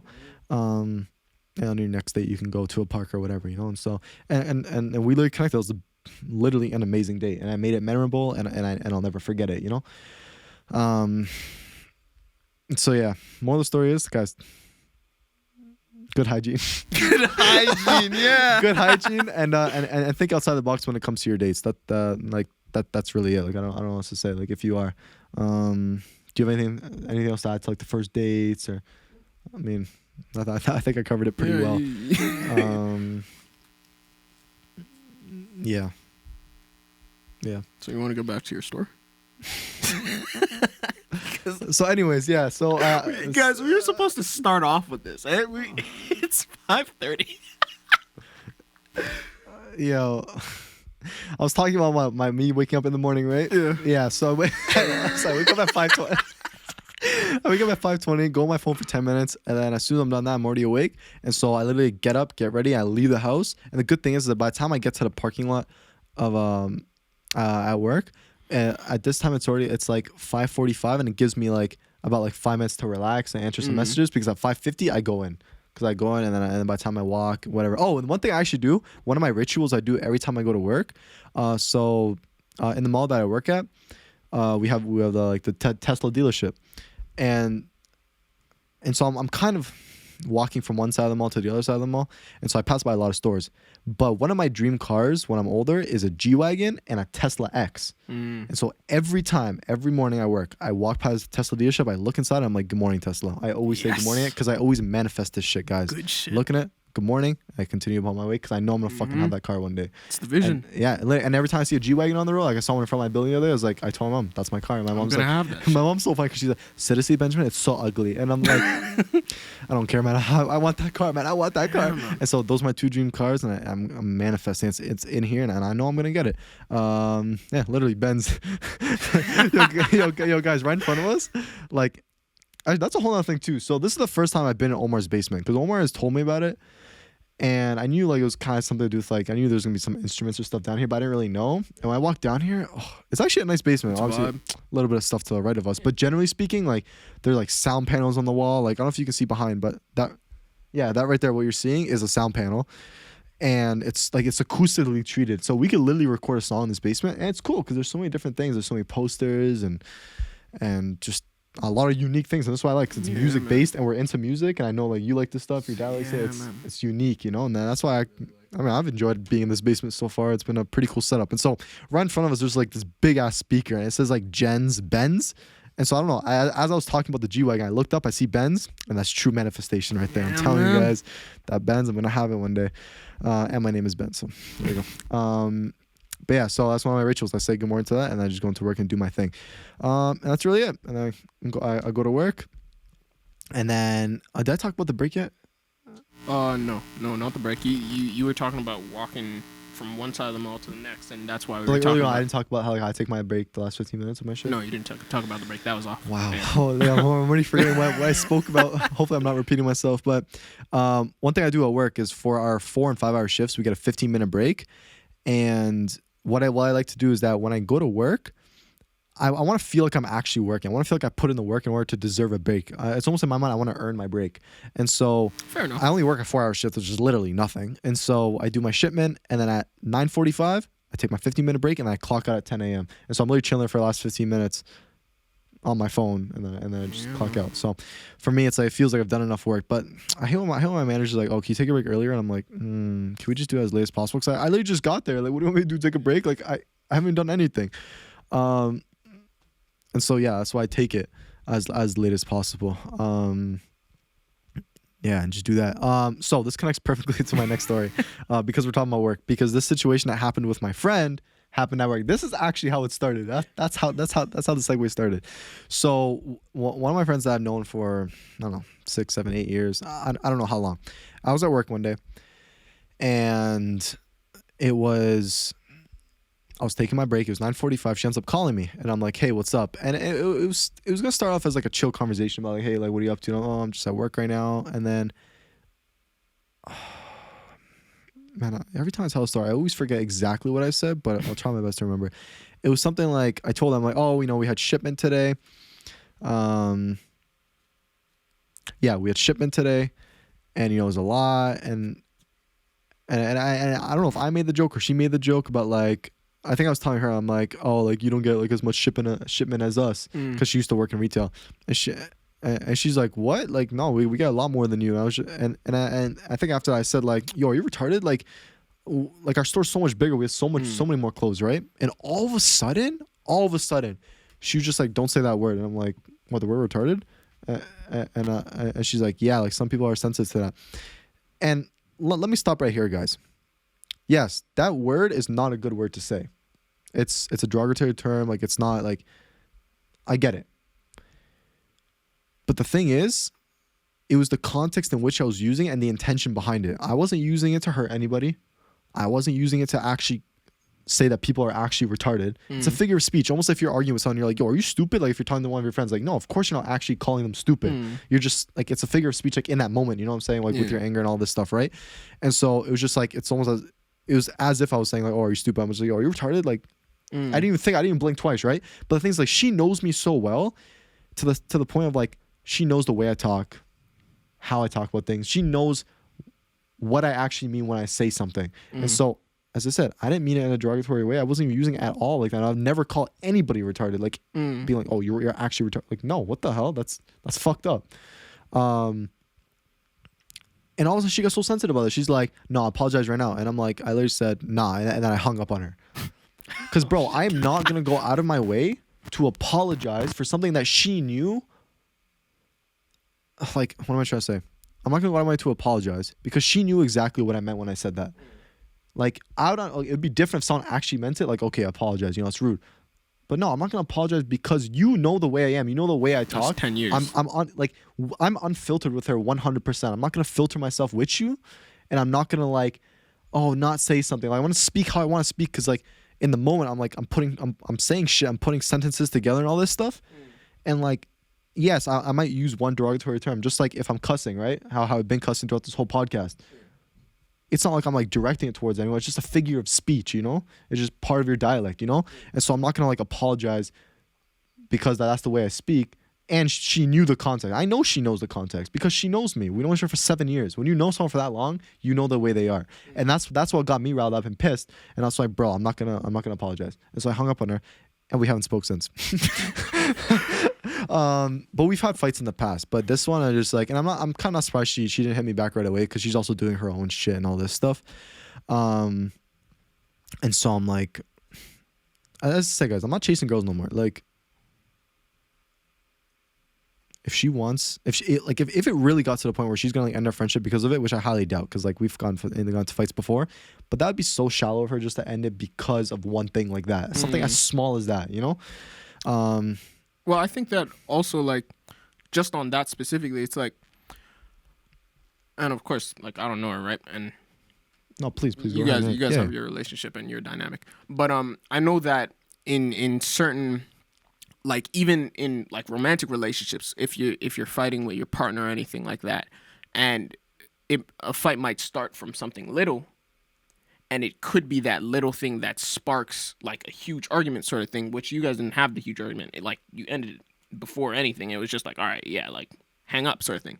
But even that little argument could be something bigger to her, because what I'm trying to say is it might not be the actual term that you said, but the principle in which behind your standing or whatever. You know what I'm saying? Like, it's not the actual situation that she could be mad at. It could be, well, it's not that you said the word.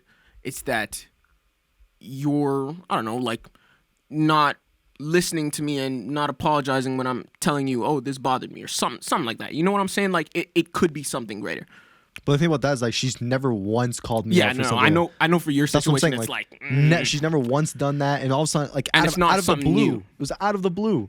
And it's not something that's new. Like, fair enough. And so it's like, bro, like why are you acting up like this? I don't know. Who knows what was happening in her life at the time? That's why I'm trying to be empathetic towards what she may have been feeling in the moment. But to be honest, that's tough. Like, I mean, I do think like on this situation with like derogatory terms and all that, like the view I have on it is like, and it depends to what extent and what word you're actually using. Like, yeah, well, like it does, and it doesn't to me, because like at the end of the day, a derogatory term is a derogatory term, right? And I Well, understand. I feel like there are different levels to it though. Like different, like, what do you mean, like, example?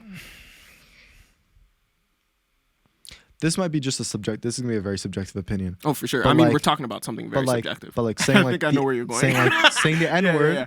No, you think that's different like saying the N word, like because of the that's, history behind it. Like, yeah, and like to me that word's like way worse than like saying something. It's very subjective. Yeah, that's what I'm very trying to say. Like, subjective. No, I don't understand. feel as though the word I said is as bad as that. But in general, it's still a fucked up word to say, Yeah. like in a serious manner to someone who's suffering, whatever it may be, right? But the thing is like I can almost guarantee you 100% that everybody has said a derogatory term in their life. Oh, for sure. And didn't mean that context behind it. You know what I'm Yeah. saying? And even if like you're around like your homies or something, like you're gonna be using words and stuff, you're just unfiltered, right? Of course, none of y'all actually mean it. Yeah. Hell no. Especially if you're good people. You're saying it's a figure of speech. All of us have done it. Yeah. In all different cultures, languages. And so that's what I'm trying to say. Like no one can come at me for even doing that because I know everybody else has done it before at some point. You know, and you don't actually mean it because if you're a good person, you're a good person. You're like, Yeah. of course you don't actually mean it. Of course. I think that That's what I'm trying to say, you know? Yeah, no, I think that I understand what you're saying about the context and the Yeah. actual meaning behind what you're saying, because you're not trying to get at anything. You meant no harm, sort of Of thing. course. I do think that because in my head I was comparing it to the N word, right? And I see what you're saying where there could be a difference in terms of like let's call it like the levels of or the degree of harm behind the word, right? Let's say that the N word might be like higher up on that scale. But I think regardless, like, because the view I have on it is like, personally, I don't say that word, right? I don't say that. I'm not gonna say that word. I don't say retarded, right? I just don't say it, right? I've heard you say it, but my views on it have nothing to do with you. Right. So, and you could call me a bystander for that. Some people might think it's wrong to not speak up about it. I don't have that view. I don't care what you say as long as it's not directed towards me, you know? But at the same time, like, I know that let's take this for an example. If I like physically heard like, let's say a white guy say the N-word, Like in a serious but not in a serious way because he's listening to a song. That's a different situation, That's right? a different context, right? That's a different context. I still wouldn't be comfortable with it. I wouldn't go out of my way to go to the guy, but in the back of my head, it would bother me, you know? So my point there is that even with that added context about, and I'm sure the guy means no harm. You know, if you're saying it in a song, of course you're enjoying the song. I get it. Right. I understand. But regardless of the context, it's the term and I think the principles behind, well, if I don't, and it goes back to what we were saying on, I don't know what episode, but action versus the intent. It's like, of course you didn't intend any harm. The action that was taken, though, might have caused harm. So you see what I'm saying? So, but like I said, I don't care either way because my principles, my beliefs have nothing to do with no one else, you know? Right. I mean, and people are gonna feel different ways about different words. course. And I mean, whether you're saying it in one context or another, look how many people get canceled nowadays. Oh, yeah. Because of just saying one thing, and it's like And it could have been years ago. That's the crazy thing.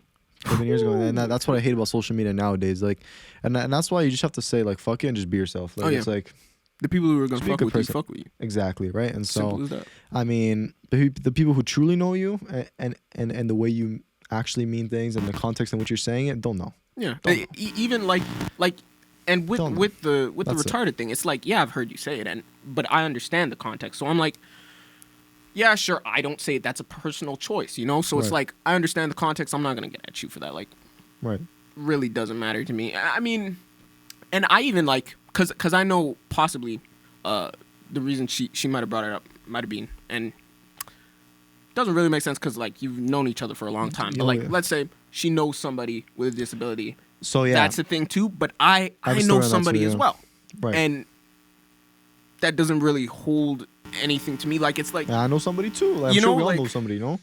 It's like, yeah, and I actually did it to someone like a couple months ago. Like there's someone that I think I met through TikTok, and I think like one of their like siblings was Ooh. like they had some sort of disability, right? And also I was just saying that, like, I used that word, like, Same sort of context. yeah, same sort of context, right? And she just like politely brought it up, and she's like, hey, like, I'm not mad at you. I just want, like, it kind of hits different, whatever. Yeah. And like, she's just in a super nice way, right? Yeah. Super nice way. And it's different because like she doesn't know me like that. I don't really know her, and so I'm like, I respect that. I'm like, my bad. Like, I just let it slip. It was just part of my dialect, And you didn't but say it after But the thing that. is, she knew I didn't mean it that way. She knew. She's like, I get it. People say it all the time, like, and I knew you didn't mean in that context whatsoever. I'm just saying, like, just be aware of that, or like use like some other way, right? And I'm like, honestly, that was massive respect, because like, she even knew the context I was saying it in, bro. And she didn't know me for 5 years or 6 years, and she knew the way in the context in which I meant it. And so I respect her big time for even just For sure. Bring it up in a polite manner. Exactly. And so I'm like, you know what?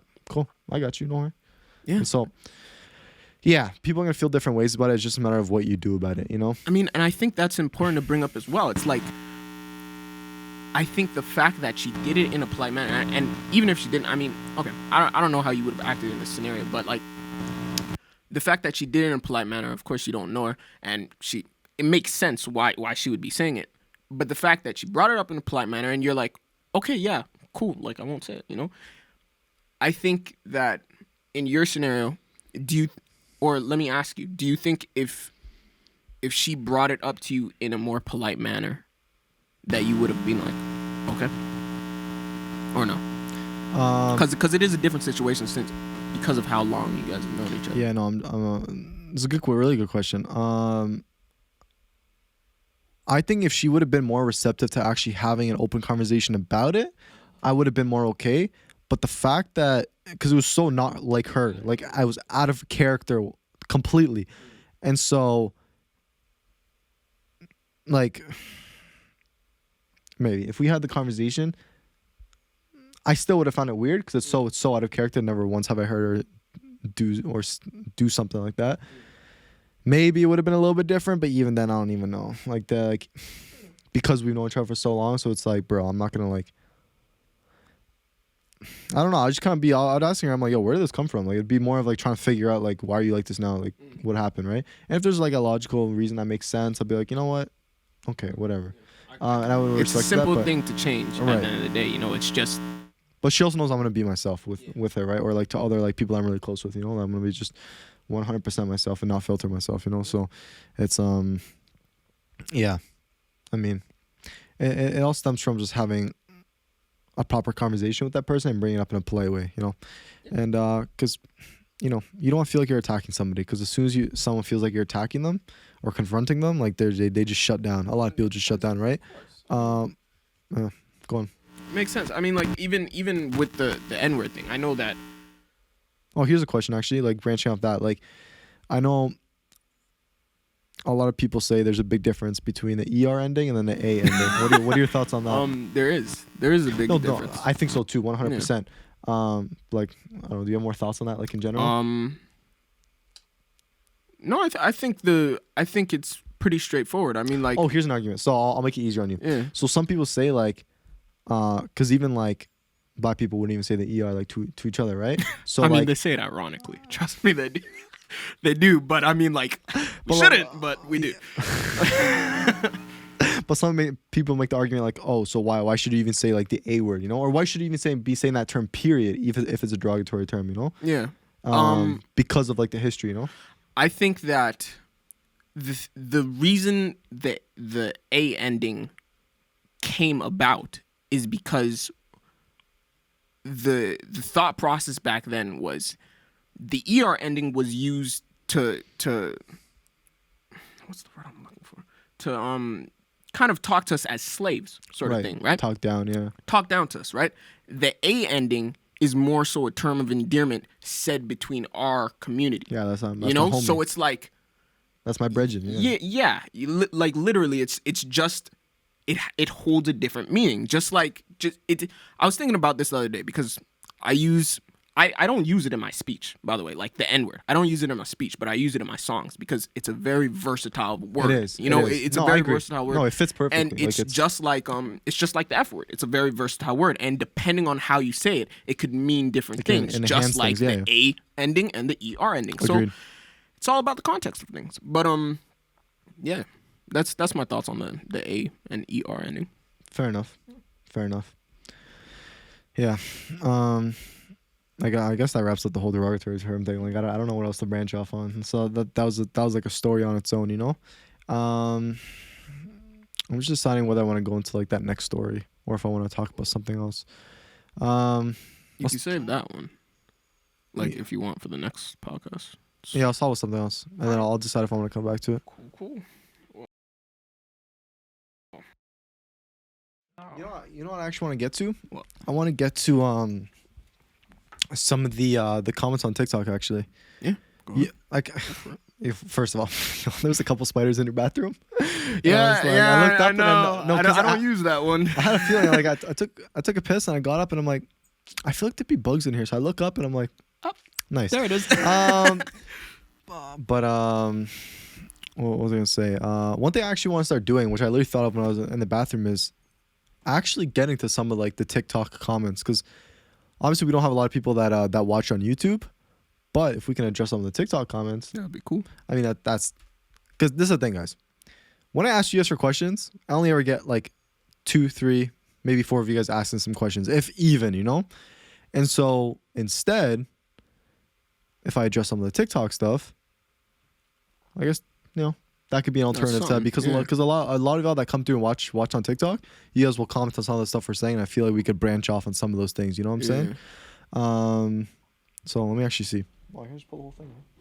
Cool. Alrighty. Okay. Let me just scroll up a little bit here. I'm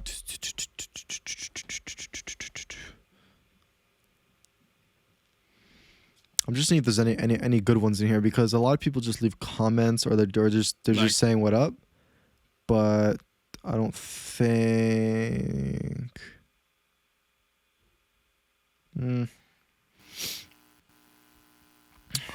What did Meg say? That's the problem, though, right? These figures of speech are the issue. Yeah. Figures of speech are the yeah, is the issue itself, you know? Fair. I mean, it's fair enough. Yeah, I mean, and that's why it's very subjective, you know? It's like when it comes to figure of speech, it's like not everyone's going to be receptive to it. People are going to have different opinions on it, and like that's why it's some murky waters, you know what I'm saying? It's like I might use a word that other people won't, and I mean, I think what all that's important is that, and I'm not saying this is important for like your specific situation, because that's kind of just generally speaking. But generally speaking, yeah, like just like the one TikTok live that you were doing, like if somebody tells you, oh yeah, I feel uncomfortable about this, it's like what's important is that you have the ability to say, okay, I won't say that anymore. Yeah, and you can make the choice whether you want to like respect it or just not, you know? Yeah.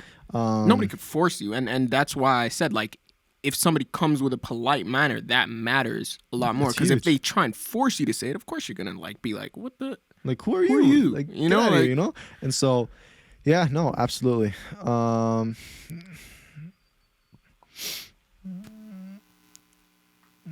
What did Gabe Mitchell say? I don't care if you use it with your homies, but people won't like it because it does hurt people it applies to. Yeah, fair enough. But like, I mean, you're not gonna know who it applies to until they say it, you know? Yeah. So it's like, until like once you find them, then they bring it up, and then that's when you gotta say it in a polite manner. Yo, I don't understand what is with everybody in my lives always asking me like, what are your pronouns? Like I get the respect, like I get it. I get the new society and the world we live in, but I don't know, man. Like, it's. I don't think it's something that me or you would ever really like. We don't care about it. I think that's the thing. It's like we don't put enough importance on it to be like. It doesn't matter to us because it's like he, him. It's like you could gather that by looking at me, you know, right. and I don't care. Like personally, I don't care what you call me. It's like people are either gonna call me by my name or right. He, him, whatever. Like I don't really care. But to other people, it matters. So I guess. I think what it is it's a form of empathy where it's like, well, I would really appreciate it if other people asked me. So I'm going to do the golden rule, treat others how they want to be treated and ask them. But that goes back to, I think something I said probably on the first or second podcast where it's like the golden rule is a paradox. You can't go around treating others how you'd want to be treated because they don't want to be treated the way you'd want to be treated. They're not you. That's true. You know, so I don't know. There's no answer to this situation. It's just some people want their pronouns to be asked for, and some people just don't care. Yeah, it's and the people that really do care about the pronouns, I don't think they should get offended if someone just like assumes, you know, if they're like, oh, you're he, him, or if you're a she, her, or whatever, you know, like I don't think they should get offended because at least from my point of view, most people are just gonna assume like, oh, you're a guy, okay, he, him, or like, oh, you look like a girl, cool.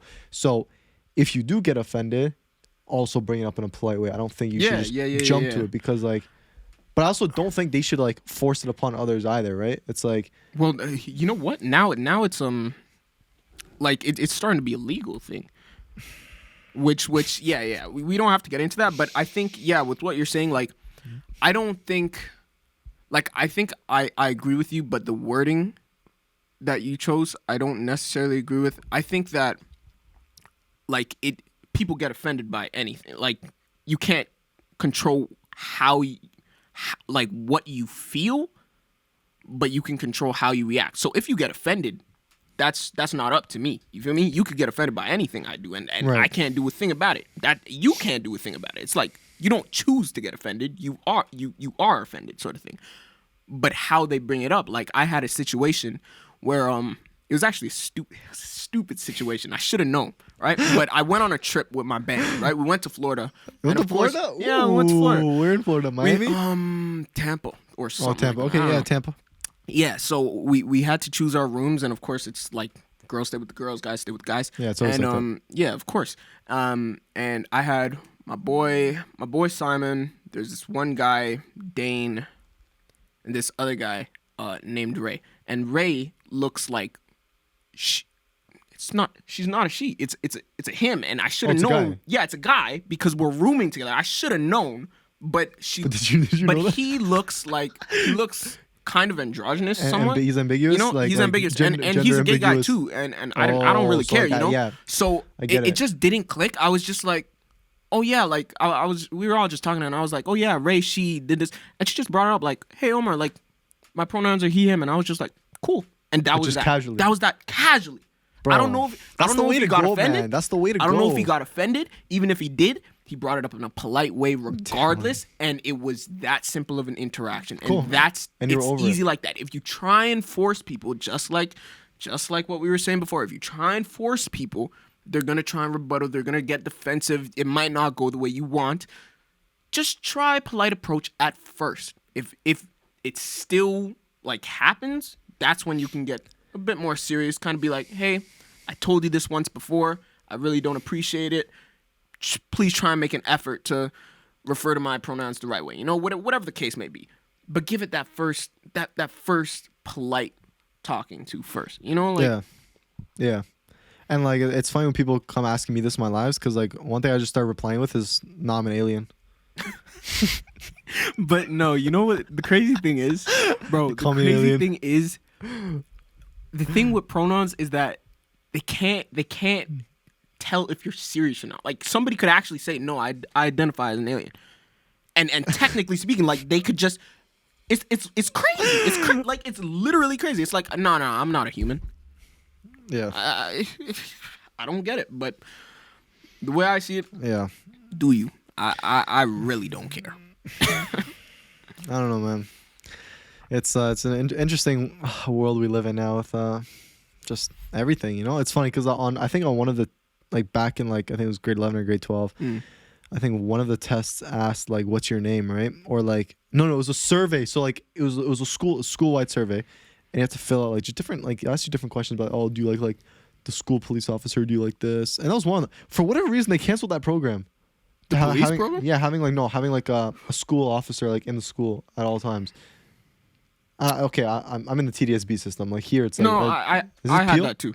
Oh yeah, it's in Peel. But it's Peel. Yeah, right? this is Peel. Right, so I don't know how different it was for you guys, but at one point like we had a security, like not security, we had like all one time, police right? officer. Yeah, I had that too in school, which makes sense, right? Yeah. And for whatever reason, when the survey came out to ask people how they felt about it, they said they felt uncomfortable.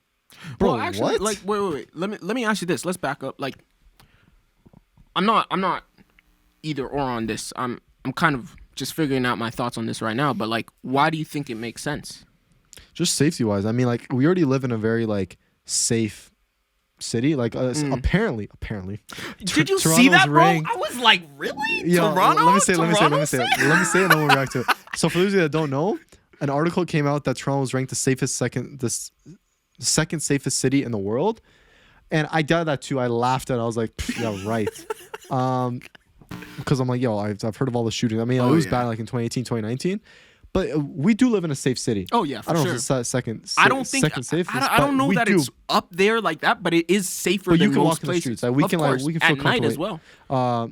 Yeah. To depends on where you go, obviously, of course. But for the most part, yeah, it is. You can enjoy and not have to worry, right? And so I'll agree with, like, it's a safe city. I don't know about the second, right? But that being said, it still doesn't hurt to have a police officer in the school, because especially with all the stuff you hear in the States about all the school shootings, which is crazy, and I don't know why they haven't done really anything about it.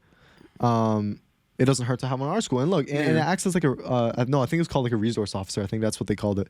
And it doesn't hurt, because like, what if you have like a serious issue you need to take up? Like, what if like you've been a victim of like, like sexual assault or like any kind of bad, or like any type of assault, getting bullied. Like, this is an outlet you could go to. Because like, current guidance counselor can't do shit. No. What are they gonna do? If you go to actual legal authority, you could actually like make something happen. And so like change it. And these people they're the nicest people ever. Like, our school officer, everybody like loved him. He was part of like he was always like involved with like the football program, and like everyone knew him. And for whatever reason, people felt uncomfortable. Bro, he was such like a people's person. All the guys that I knew loved him. He was so sick. He helped out. Helped out with a lot of different things, and just that extra precaution just in case, because you never know. You really never know. Fair enough. So like, and just one guy. That's it. Hey, so you only had like one guy. Yeah, just one. Always the same guy. Yeah. All right. Yeah. So at my school, we had multiple cops at one point. I don't know if we call them resource officers. I don't know if we called them that or what, but they were cops, and there was multiples, and at one point they would only let people enter from the front doors. Like, they were stationed at other doors, and that's why I was like, what kind of problems did you guys run into? Well, okay, the thing is, we have very different we have very different like backgrounds on this, because from what I'm understanding is this resource officer at your school, he was kind of like involved. He talked to students he was sometimes. awesome. He was amazing. Yeah, all the time.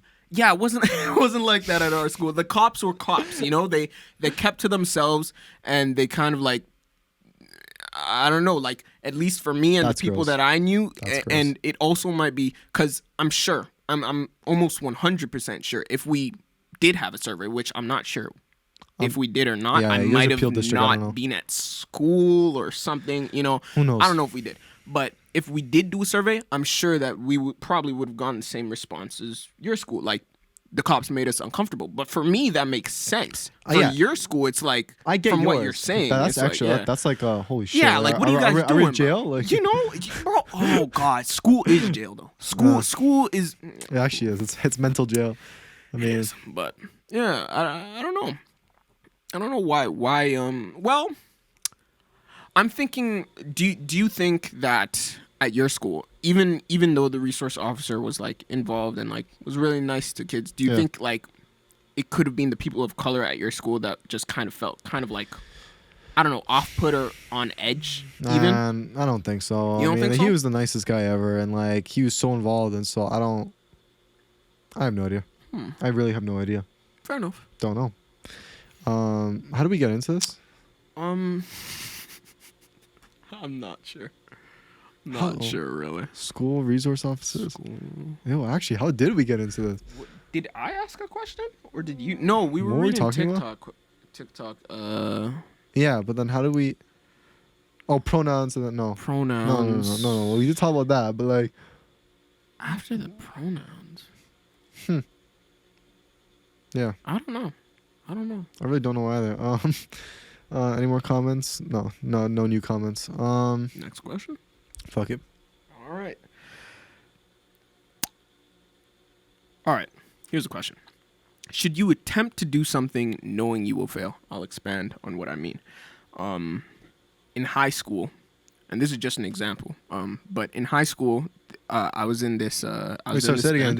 Should you attempt to do something that you know you're gonna fail? Like 100% that you're gonna fail. Okay. And a possible argument there is like, how do you know you're gonna fail to do something? But I'll explain what I mean. Take the floor. Right? So in high school, I was in this band, and it was 6 of us, and we had to do a performance for our class, and it was like marked obviously because we're in the music program, right?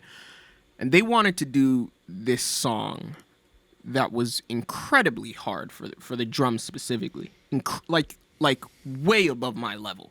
Even now, shit. like the song. It's from a movie called Whiplash. I don't know if you've seen Whiplash. It's a drummer movie. And Just go on. The song they wanted to do was called Caravan, and it's basically literally a drum feature with a drum solo, and the beat that it's doing is really, really hard. So I say all this to really get the idea that this is like impossible for me at the time. And as a drummer, I'm hearing what's happening, and I'm like, this isn't plausible for us to do at this time. So I told the guys in the group, like, we can't do this song. I can't do this song. We gotta choose another one. And they all came to a common consensus, like, bro, Omar, just try. Like, just try and do it. You know, like, you don't know. It? You know, no, I didn't. You just looked at it. You're like, I'm the type of person. I was just like, I'm no, I'm not doing that because I know how it's gonna turn out. We're gonna end up wasting time on this song because we had a deadline. Okay. I'm very practical and very, I thought this shit out. So I was like, no, we're not wasting time on a song that I know I can't pull off in the due time. Fair enough. The problems that were happening, it's not a matter of, just practice it a lot. No, it's the techniques that are needed. I don't have those techniques right now, you know? So we didn't end up doing that song. We chose a different song. So yeah, in terms of, that's an example. Like, should you attempt to do something that you know will fail? Because to me, that's wasted time. But I'm open to hearing any arguments. Yeah, you gave like a very specific situation. Yeah, that's sure. like in that case. I mean, if you know for a fact that like it's like something you cannot do, like for a fact, it's like, what's an example I can give? I'm just trying to think of something like There's a lot of different examples. I'm trying to.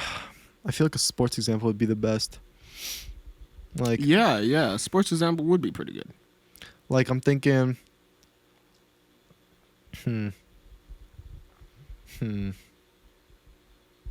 Damn. I'm being so indecisive right now for no reason, for literally no reason. Like it's like if you know your particular skill at, let's say, a sport, right? Whether it be, I can relate because like I play golf, so I'm gonna like give a golf example right now.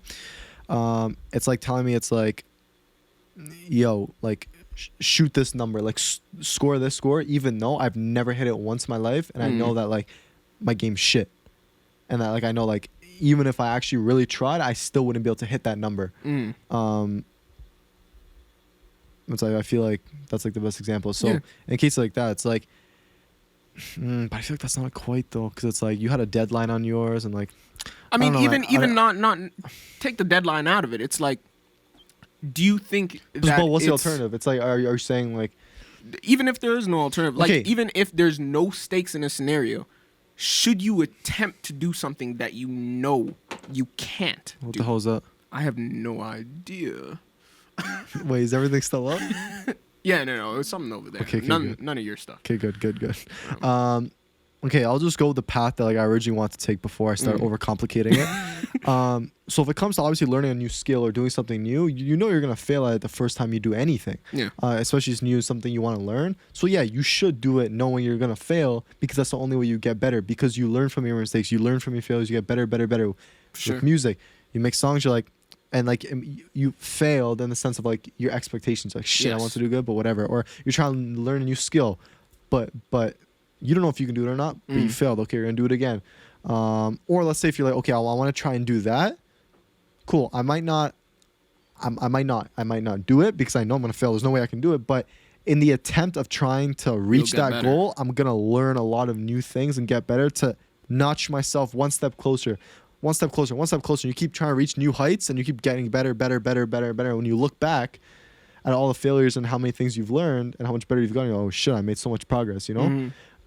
And so always chasing that bigger and better thing will push you to perfect your craft or that skills, because you're gonna fail. Yeah. Fail at anything new you're trying to do. And so do it because you'll learn something in the process, and you'll hopefully eventually be able to do it one day as you keep on learning, keep on putting in the reps, you know? Yeah. So if it's something you want to do, if something you truly want to do, then yes, you should do it knowing you're gonna fail. Yeah, I agree. Like, I think that, like you're saying, failure is necessary in order to grow and get better at whatever craft failure you're is an doing, integral part of success. Yes. I think that, like you're saying, failure, as in if I'm making a song and I failed to do exactly what was in my head, but the song still sounds good, that's a failure, sure. But I'm talking about like 100% failure.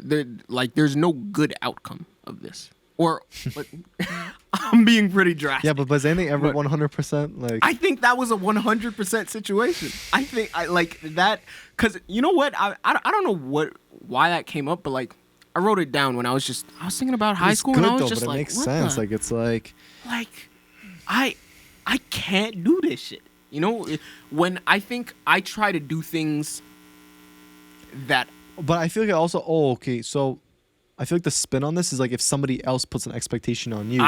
Okay. So I think that's what we have to specify. Go. So it's not your own like, if I choose to do it, I think that I have some chance of doing it. If I fail, fine. Right. I know I'm getting better. But if you thrust it upon me, that's a different story, because you don't know what I'm capable of. Only I know what I'm capable of. That's true. And so I feel like that comes to like people when they give you tasks or deadlines. They're like, okay, can you do this for me? Being like, I don't know if that's up my alley. Like, you might be able to try it. Like, you can. It's matter of being honest. Like, I've never done that before. I'll try and see if I can get close to it, but I can't promise you. You know.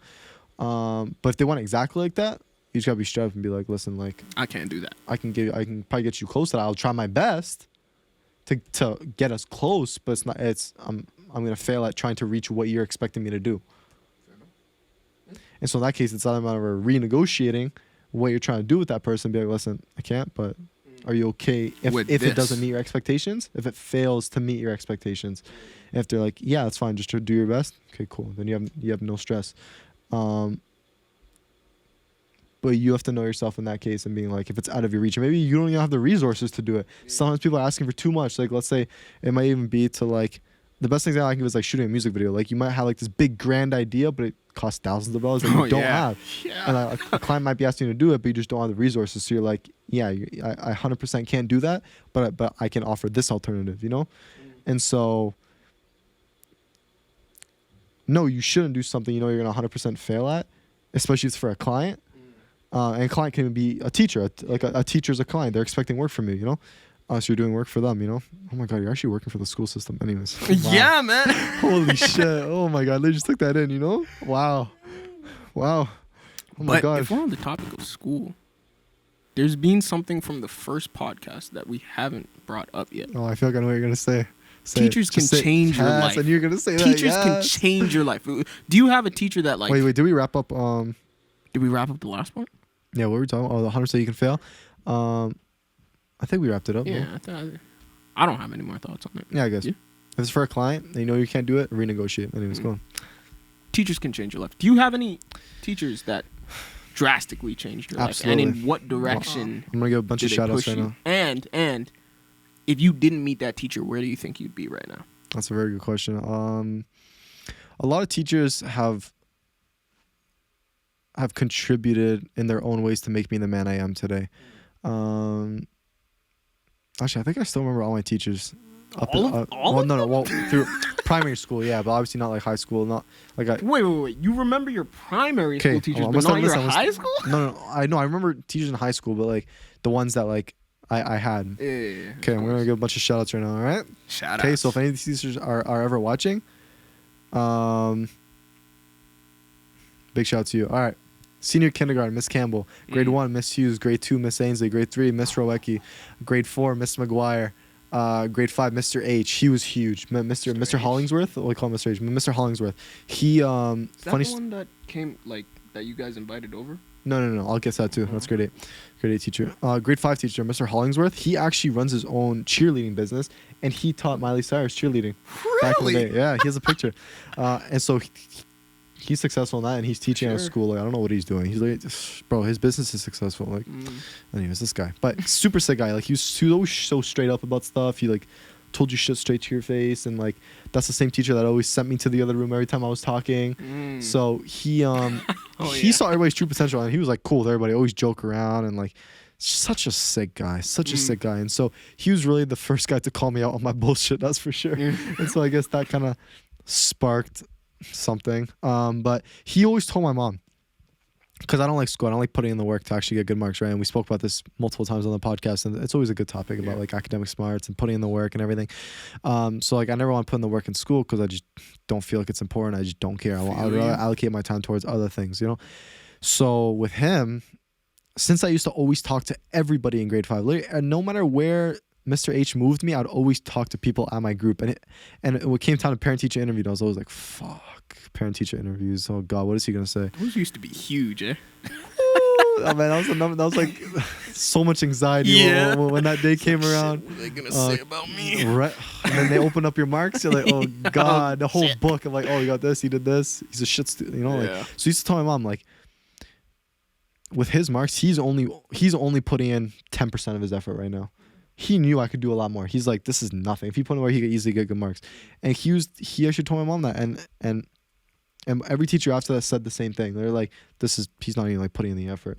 And he's getting okay marks, you know? So just imagine if he put in more, right? And then he made a joke. He's like, yeah, no matter where I move him, he talks to everybody. But he was definitely the first guy that I really like connected with. And he was like, definitely changed me for sure. I mean, even like my grade 4 teacher and grade 3, all of them like had very interesting ways. I don't know. Anyways, but grade 6, Miss Sims. Shout out to Miss Sims, man. That was cool because like all the people that were in my elementary school, a lot of them were in my class in grade 6, and so like we were kind of like part of like the Wedgwood gang. So I went to Wedgwood Junior School. Shout out to that school, and I went to Blair Lee. Shout out to that school as well. And Miss Sims, she was just like a funny teacher, chill teacher, not even like anything crazy. Grade 7, Mr. Salmon. I love this guy. I still see this guy to this day when I go back to Blair Lee. He man, I don't even know. He was also just a sick teacher, just a cool guy, always joking around, always having fun, and he knew what he was talking about, and he was just very like wanted all of us to be on the right path, and just cool guy for like to just make sure he put you on the right path in adolescence. But so yeah, I still see him to this day. And then grade 8, this is the pivotal moment. This was a huge moment. Mr. Ansel, I love this guy. So that one friend that I actually got into a fight with, that I was just telling you guys about.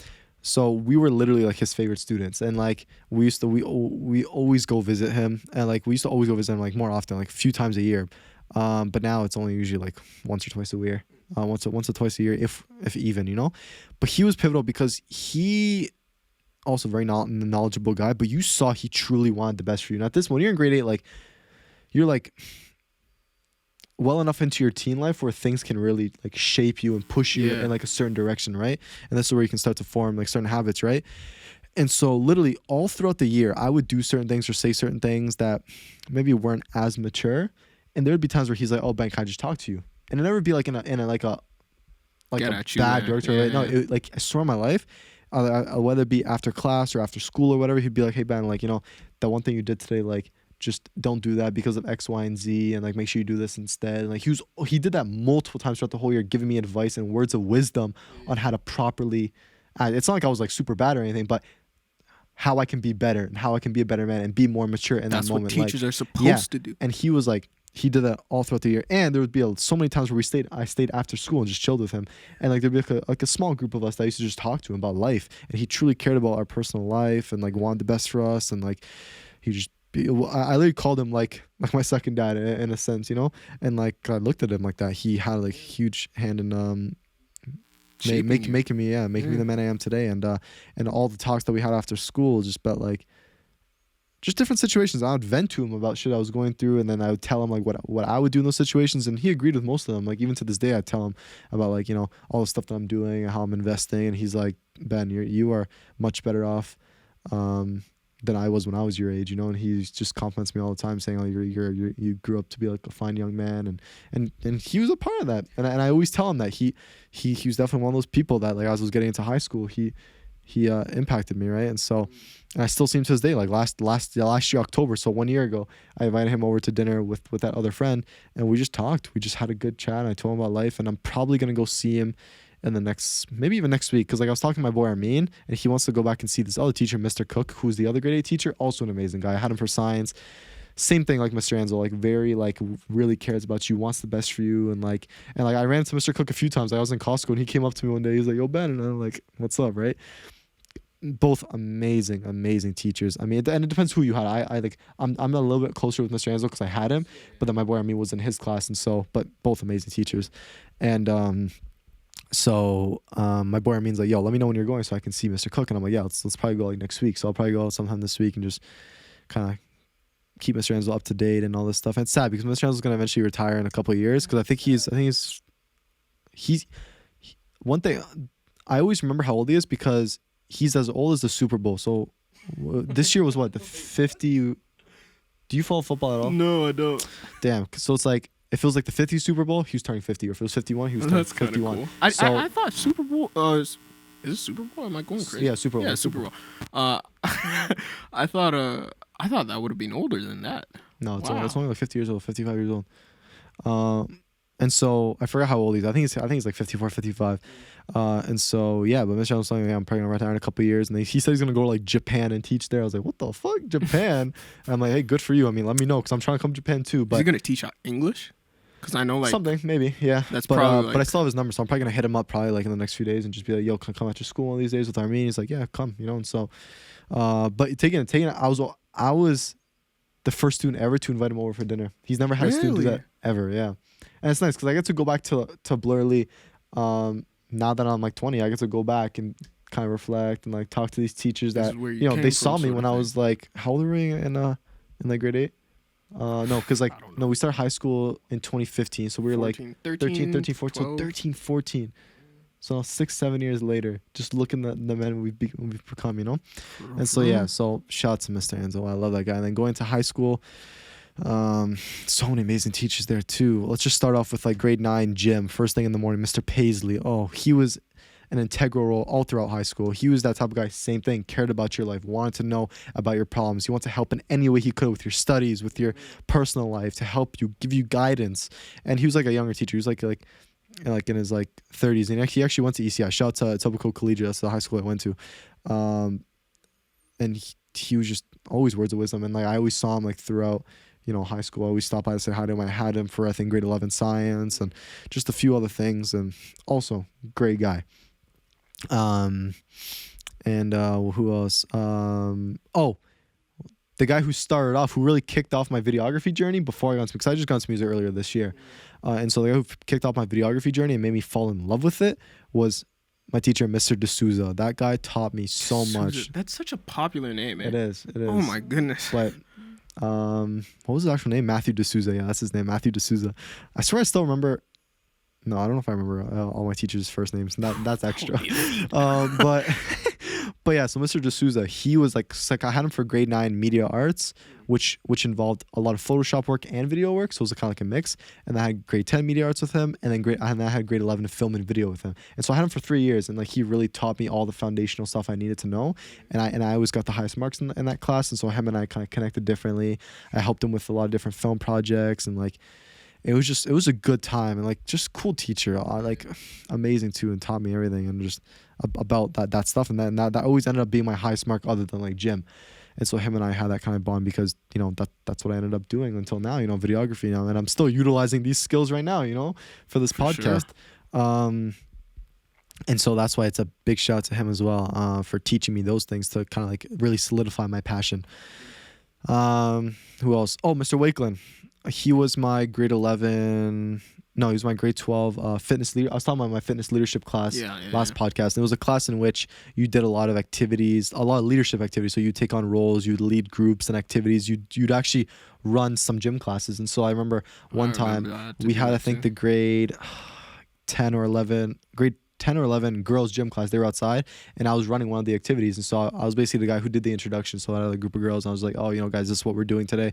You got to run around here, go there, go here. And so it revolved around really kind of getting out of your comfort zone and take on that leadership role. I was always like good at taking on these leadership roles because that's just the way I am.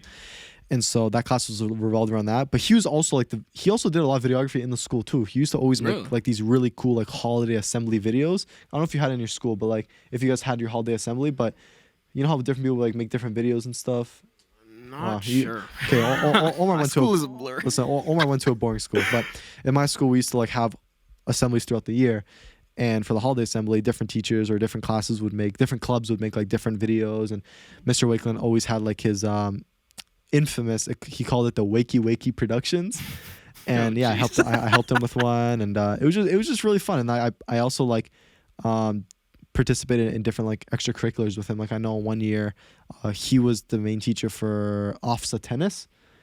And really? Well, he was like running the program. Like he was like, you know, different teachers like they like organize it. And so he was organizing. Wow. And I actually helped out that day. And so I was like helping him along with a couple other people run off the tennis. So I think we woke up at like 6 a.m. I met at ECI, and then we went to wherever it was being held that year. And so him and I, like, he also like really sick guy, really cool guy. Damn, there's so many teachers I want to give a shout out to. You know what I'm saying? Miss Jackson, my business teacher, she was amazing. Also really cared about you. She blessed me, fam. So I remember one time, like, my mark was starting to drop a little bit, and in order to get into, I think, well, at the time when I was going to York, I need to have like a certain average, or I think, I don't know if it was for York or if it was for Ohio State or wherever I was applying at the time, but I need to have a certain average. And I told Miss Jackson, I was like, yo, I need your help, right? And then she's like, all right, let's work some numbers out, bro. She bumped me up 5%, 5%. Yo, thank God. She was such a nice teacher, and like was so like lenient with like due dates and when you did all this stuff, and she really cared. Like, another big teacher. Damn, who else, man? Like, damn, I'm just trying to pick some of the most like memorable teachers, you know? I feel you. But there's so many other ones that were in that school. And yo, shout to the office, yo, man. Karen, who was like the secretary of the office, yo. I'm shouting so many teachers right now, but they all like left an impact on me, because like I built true connections with all these teachers, you know, because when you're in the school, and if you're like not, I was gonna say people pleaser, but that's not the right word, but if you just want to be cool with like just everybody and the teachers, and like they want, and then you want them to respect you, like you build connections with them, right? And so the secretary, like, I don't know what her last name was. No one called her by her last name. Her name was Karen. I know it's funny. Oh, Karen. But no, she was such a nice lady. Oh my God. Knew every single student, because she would like always mark everybody late, and like knew everybody. And like it's funny because she would always like make these like cookies and cakes, and I would get dibs on it. So like when I had English first thing in the morning, grade 12, I'd always go down to the office and be like, all right, like, oh my God, Miss Burrow, my English teacher. Anyways, she was just funny, but everyone hated her. I'd go down to the office. She'd be like, Ben, I have something for you. I'm like, okay, cool. Right? I'd come to class. Guys, I swear on my life. She'd be like, I have something for you. I'll go to the back, and she'd open like, and this is an office where like the teacher's supposed to be, but like I walked there anyways. Man, everyone knew me, and I'll get into why everybody knew me in the office. Not only because I wanted to be on good terms, but anyways, I'll go back there. She opened the fridge, a nice carrot cake, but it was so delicious. Carrot cake with icing, bro. I tell you, it was so blessed. I've never had such a good carrot cake in my life. And she would give me a plate, and like just imagine me walking back into class with I'd be pissed off. No, but my English class, we didn't have a lot of people. So because Miss Burrow's my teacher, everyone hated her because of her demeanor. She was very like, not stuck up, but you really had to like know her way in order to play on her good side. And so I knew her game, and we actually connected in a weird way. So I was cool with her. Like anyway, so we only ended up having 8 people in that class. That's actually kind of blessed though. It was amazing. Like a smaller class, actually, like it was so nice. It's just more tight knit. So like teacher gets more time to spend one-on-one with you and everything. Like, but the bad part about it is like if you want to like present last, or like if you want to like push your presentation to the next day, or you don't have a lot of time. All right, you're next. You know, so like that's where. Everything's falling, man. In that case, it sucks. But yeah, so only 8 people. So imagine you walking back into class with cake. Yeah. So shout out to Karen. But the reason why everybody in the office knew me is because, and shout out to my math teacher, Ms. Zen, who I had for grade 11 functions. Every Tuesdays and Thursdays, I think between, I want to say April, May, June. I think it was like a 3-month program from April to June or something. We ran like math tutoring, and so every Tuesdays and Thursdays from April to June, the grade 12s, I think grade 11 and 12s would tutor the grade 9s and 10s, and whatever it is, usually for EQAO. Really? You guys did that, eh? We had like a nice big thick EQAO package, Yeah. and what we do is like the grade 11s and 12s who signed up to be a tutor would go through the packages, and like the kids would like do the math problems, and this would be every Tuesday and Thursdays for those 3 months, but one of the incentives to join that program is that everyone got pizza. So that being said, Wait. Everyone got a pizza, as in so you got pizza, so it's like not everyone got their own pizza. no, not like a big like a slice. Yeah, that's what I thought. I was just man, like, okay, whoa, that's a pretty No, good deal. no. It's like it was an incentive to like, okay, cool, you got pizza, you get to come tutor or whatever, you know. Like every week, sort of thing. Tuesdays and Thursdays, yeah. Oh wow, you get pizza every single time. Yeah, for that program, yeah. That is. And so our school had a budget. So that being said, you're like, okay, why? Okay, Bentley, where are you alluding to here? I was the guy responsible for the pizza. So my boy Michael Chan, he was like the smart one. He was very studious. He's taking like chemical engineering or Ryerson right now or some shit. He was like the president of Zen Academy because my teacher, her name was Ms. Zen, and we called it Zen Academy. That's what it's called. Cool. And so he was like the logistics guy who like was making sure everyone had their packages and all this shit. But him and I were also the pizza people. So every Tuesdays we'd go down to the office at 11:35. The pizza guy would come, who would give the receipt to Miss Nicholson, the other secretary, because she used to keep track of the receipts. And we'd bring like this big cart, like this, I don't know, it's like one of those lunch carts. Like I don't know if you had it in your school. So we literally they would come like 24 boxes of pizza, and we'd load it all. And so imagine rush hour of lunch. Michael and I pushing pizza down the halls and all the students looking. So at that point, everybody knew me as the pizza plug because sometimes it would just be me or I'd bring someone else. And so everybody knew me as the pizza guy. Literally everybody in my school. Because they saw me walking down pizza. Yo, Ben, can I have some? And I'm like, come to my car. Because like we used to have extra pizzas at the end of lunch. That's kind of sick. But let me get there too. So I pushed the pizza down and I'd be the one distributing it. So like, I'd sort the pizzas out in each room, make sure each room had the pizzas, had plates, had gloves, all that stuff. And I'd be serving the pizza.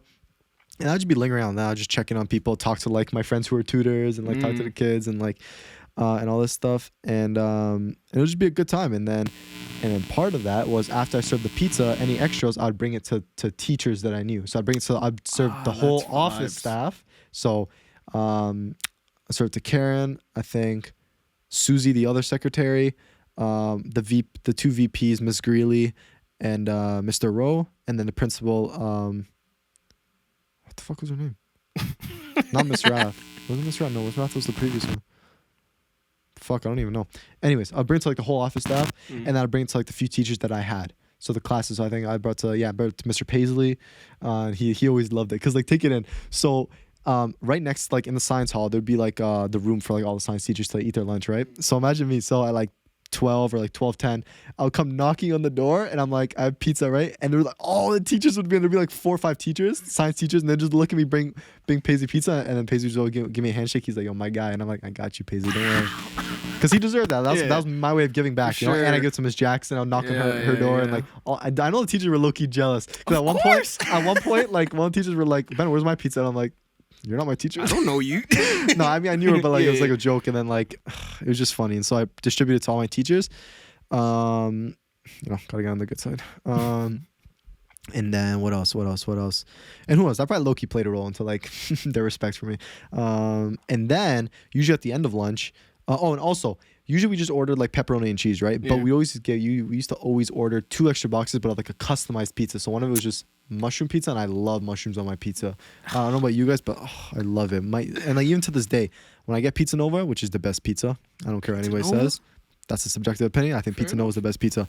I get pepperoni, bacon, and mushroom.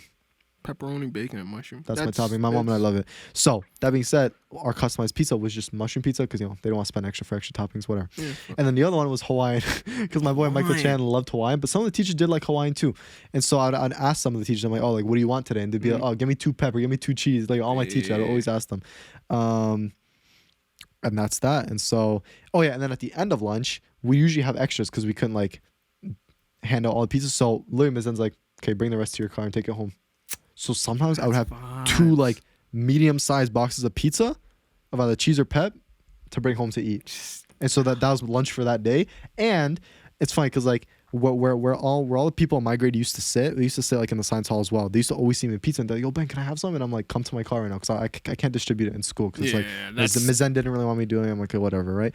So I brought it to my car and whoever was really about it came to my car and I was just start literally delivering pizzas or like, handing out pizzas. So I was literally the pizza plug, like literally speaking, and that's that. And so, oh, and I got the elevator key because like I used to like because at the end of lunch we used to take out the boxes as well. So Michael and I would like take the elevator down, go to behind the school and throw it out. And so, man, it was so fun being the pizza plug. Everybody knew me, and like I'm so pissed. My quote in the yearbook, bro, they didn't end up putting it in because like I emailed them because you have to email in your quote, and I don't know what happened, but I'm so pissed. I don't have a quote, but it was supposed to be. This was the quote. I said it was something joking like, being the pizza plug has a lot of perks. They can earn you like respect, fame, and good grades or something like that. It was some joking thing. They didn't put it in? So pet. No, it wasn't because it was like because of the quote itself, but maybe they didn't get my email or whatever it was. Anyways, I was literally, no pun intended, I was cheesed. And for those of you that don't know what that means, it's Toronto slang for like, yo, it's making me mad. Oh, I guess a lot of people wouldn't know that. Eh? Yeah, no, they don't. I always say cheesed, and people are like, well, what? But there is another thing I want to say, which is weird. So, which is kind of connected to the Zen Academy. So one day I was on live, right? And some girl joins, and she's like, yo, I know you. And I'm like, okay, you know me. You know, yeah, no, I know those ones. You know me. Get the fuck out of here. You know, it's like, whatever, right? She's like, nah, for real. I went to your high school. And I'm like, okay, what high school did I go to? And they're like, ECI. I was like, oh, shit. That's when shit got serious. It's like, oh, shit. Hold up. And I'm like, okay, are you in my grade? And she's like, no, I'm 2 years younger than you. And I'm like, okay, maybe you see me. And I'm like, and she's like, oh, I was in Zen Academy. And I'm like, how the fuck does someone 2 years younger who's in Zen Academy still remembers me? And they just randomly find me on TikTok. Like, what? How crazy is that? So yeah, I just felt like saying like, I'm like, bro, I don't think I've ever seen that person again. But yeah, it was crazy because they just recognized me. I was like, damn. And a lot of people recognized me from like White Pine, like that, like that leadership camp that we did like at the second week of school, because like I was a counselor and like all the younger kids like just remembered me, you know. And so yeah, Zen Academy High School. I was gonna shout out to teachers and shit. So yes, that was a memorable moment about high school. But all these teachers played their role into shaping the way I was, either maturity wise or just giving me opportunities to do certain things. And I was just cool with everybody. I was cool with a lot of teachers, and all in all, my high school experience was amazing. And so I really enjoyed it, and I'm never gonna forget it. Yeah, I'm never gonna forget it. Enjoyed it. Of course, there are moments here and there, but generally speaking, I can't believe it's done now. Like it's funny because I remember the first day I was with my boy Jaden. We were on the bus, and I always bring up this moment to him.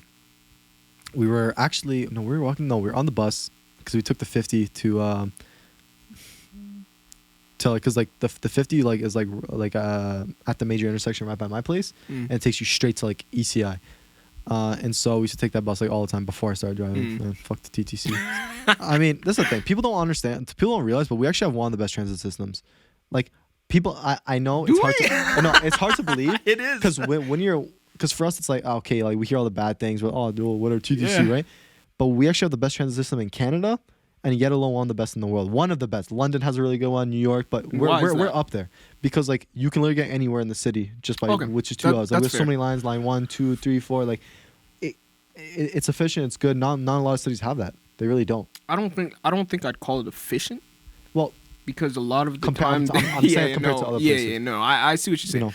It's compared to like the other places. Yeah, it's definitely easy to get around Toronto. Like basically anywhere. I mean, not anywhere. I'm just talking Canada, about like the city itself. I'm just talking about the city itself. Yeah, like you've got not only the transit, you've got like the subway as well, which you have a lot of different options. You know? Yeah, that's the main one I was talking about, like the subway system, and then you have like all like the regular buses, and then trains. The like streetcars. We have a really good system. That's what I'm trying to say. Like fair enough. That's why honestly for us we're like we just think it's like okay, whatever. If you need to use it, and like people shit on it. But if we compare it to other places, we have a really good transit system, and I always tell people that on live too. You know, but yeah. So we took the bus, and I remember telling Jaden as we were walking, we do off the bus. We were walking to school. First day of grade 9, I told him like Jaden, watch how fast these 4 years are gonna fly by.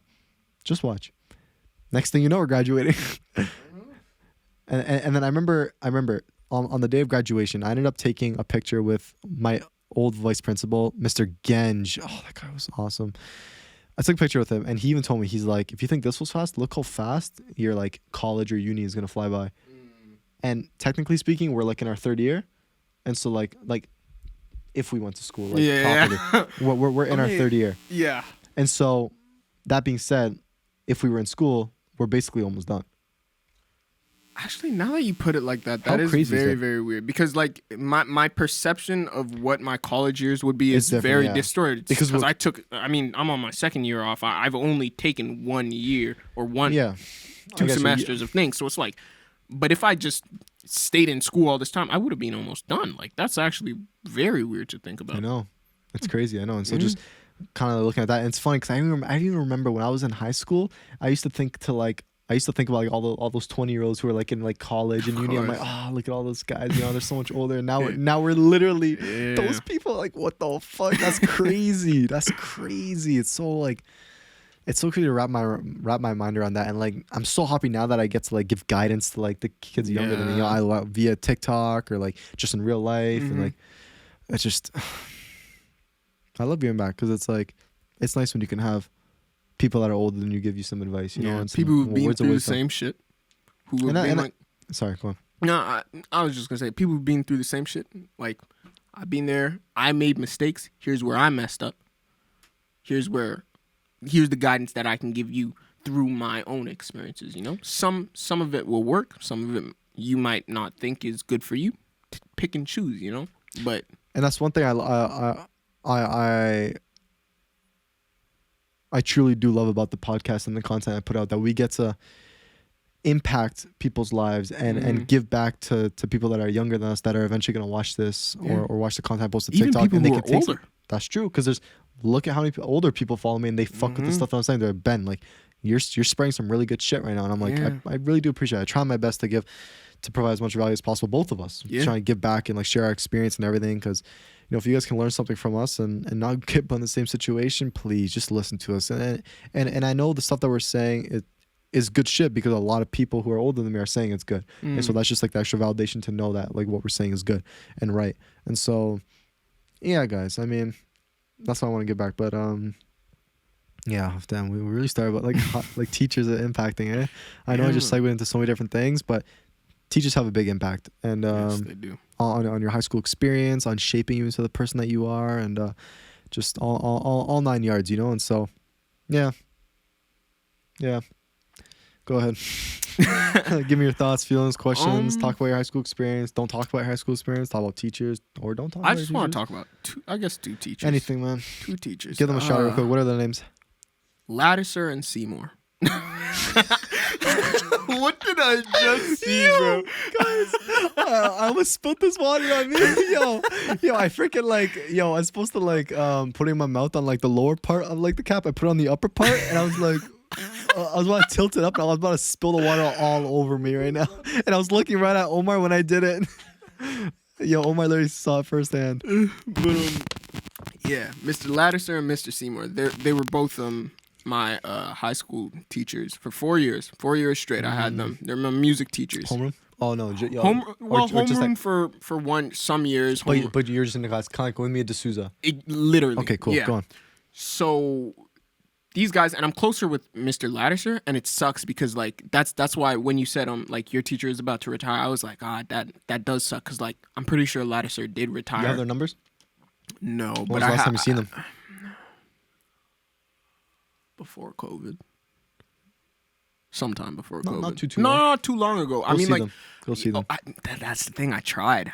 Me and my boy Simon, we went. We were like, hey man, like, I really want to like just go and see our teachers, show them what I'm doing now, because they don't know I'm making music like this. They think I'm just a drummer, you know, and I am a drummer, you know. They'd love that shit, you know, and I'm just like, hey.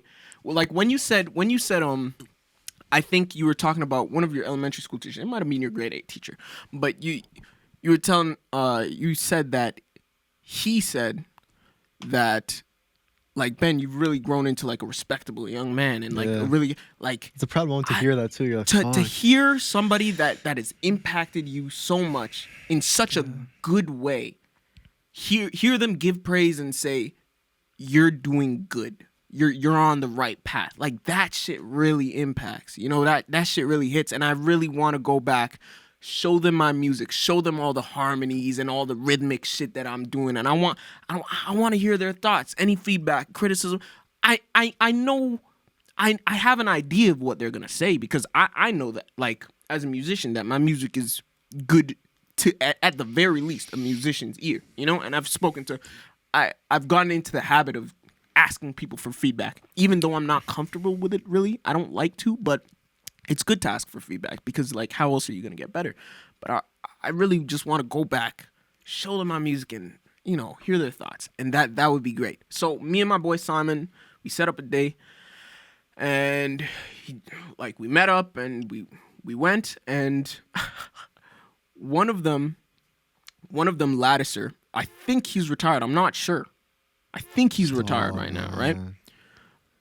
And we were supposed to go to like one performance, and like everybody, like all of his students were supposed to come to this one performance the year he was retiring, and that was gonna be like it was gonna be so good for him because he's a really good teacher. Same vibes as, like you're saying, like he really cares about you. He really cares about your personal life and wants to see you do good. He wants to prosper. And I was one of the kids that did really good in music. I was one of like those top sort of students, you know. So like I had that connection with both of my teachers, you know. But yeah, Lattiser might be retired, but Seymour, I was like, I still want to see Seymour. Like, I'm still really close with him, you know. He still impacted my life as well, and he was in an on-call class. You know what that is? You know when like you get a sub? It's basically a substitute teacher, but like not an actual sub, like a sub from the school, you know. So he was in an on-call. So it was like, damn, we ran out of luck. We tried to find him, we couldn't find him. Then we're like, okay, there's one other music teacher, D'Souza, weirdly enough, You're bro. lying. Yo, I didn't even make the connection. You're lying. I was thinking about one of Are you for real? Bro, I was thinking about one of my friends from high school that had the last name D'Souza. But I completely forgot one of my music teachers had the last name D'Souza. It's weird, all these man. D'Souza are amazing people, eh? Yeah, man. Shout out to all the D'Souzas out there. So I was like, all right, the least we could do is go see like Miss D'Souza, you know, that's gonna be cool. I could show her my music. She came like later on. She came in like grade 11, so I wasn't as close, and she wasn't my teacher personally, but you know, I interacted with her like a lot. So let's go. And she wasn't there either. So we went to the school, couldn't find any of our teachers, and I was just like, all right, that sucks. Next time we'll actually contact them before we go, make sure they're there. Probably would have been a good idea, but you know, I'm not fretting over it. At least I'm gonna be able to see Seymour, you know, at some point. But I might try and meet up with like Lattiser even outside of schools one time and actually show him my shit, because that's something I want to do, you know. Yeah, and they respect you like that, you know. They'll want to see you, and they want to see what you're doing, and like, cause like you've built that bond with them, and that connection, just like it's great shit. But it'll be really cool. If I didn't meet those guys, I don't know where I'd be. It's so hard to imagine. Me too, man. It's so hard to imagine like what route you would have gone down. Yeah, you know? because like I can say confidently, if I didn't have those teachers to like really direct me in the musical path that I'm on right now, it's like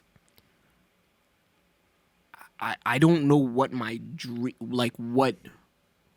dream would be, because I've said before, like I always envision myself in front of a crowd, and whatever got me there, that's what I'd want to be doing. Yeah.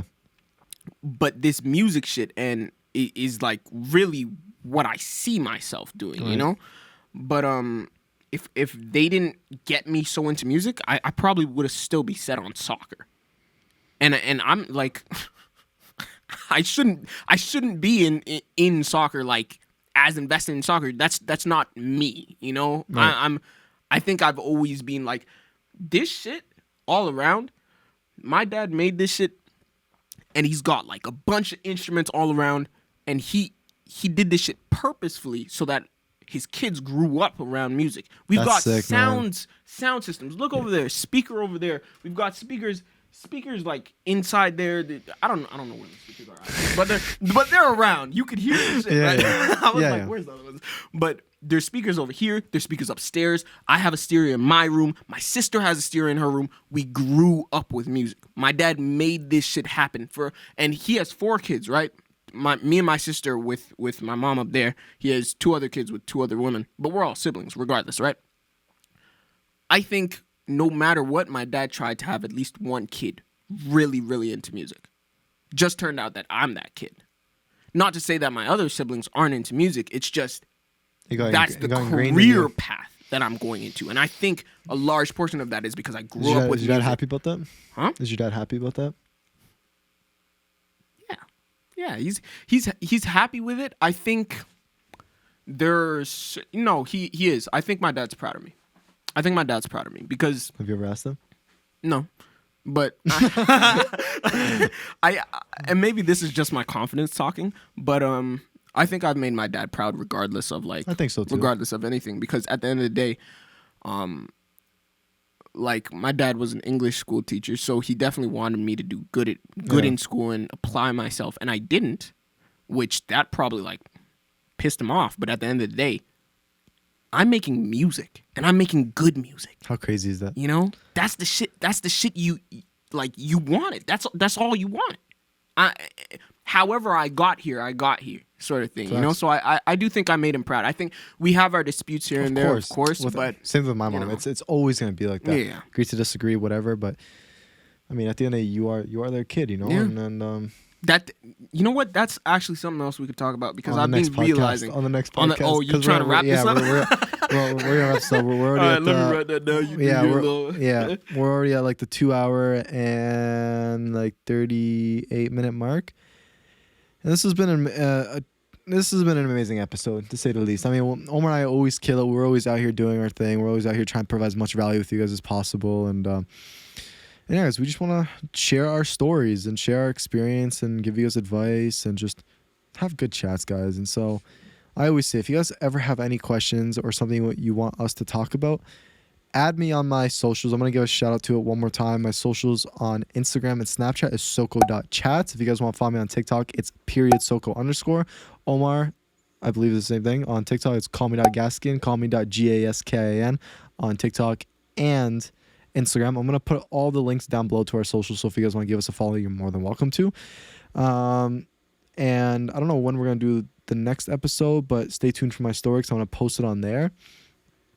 Other than that, guys, I think that was a really good topic to end on. It was just, I don't know, it was very moving in a nice way. And as always, we're going to have a shitload more topics to talk about next time, and the time after that, and the time after that, guys. It never stops. I'm going to keep putting out podcasts for y'all. I'm going to keep on putting out TikToks, going to keep on putting out videos. In the meantime, Omar and I are going to cook up some bangers and just do our thing. And hopefully Omar can come to the studio next Sunday, because I've been going to the studio every Sunday. So I don't want to keep on talking, because if I keep talking, this is going to become 3 hours, and I'm going to try to hit that mark. But guys, one last thing before the video ends, guys, please hit that like button if you haven't already. If you made it this far into the video, literally comment down below, hashtag I've made it this far. If you put that hashtag, I'll know you made it this far. But regardless, I appreciate you guys for listening. I appreciate you guys for just even taking the time out of your day to come watch us or listen to us wherever you're consuming this content right now, because we're forever grateful for that, because not only are we making this content for ourselves because we love it, but we want to help you guys. We want to give back to y'all. And so as a show of your guys' support, hit that thumbs up button, because it helps out the video, gets pushed out. Hit that subscribe button, join the family, y'all. Comment something, literally anything. If it's 3 dots, if it's a freaking emoji, I don't care. Comment something. And lastly, hit that notification bell button so you can always stay up to date when the videos go live, so you never miss a podcast. Other than that, I think that's it. You have any closing remarks? As always, I appreciate being on here. All right. Easy, y'all.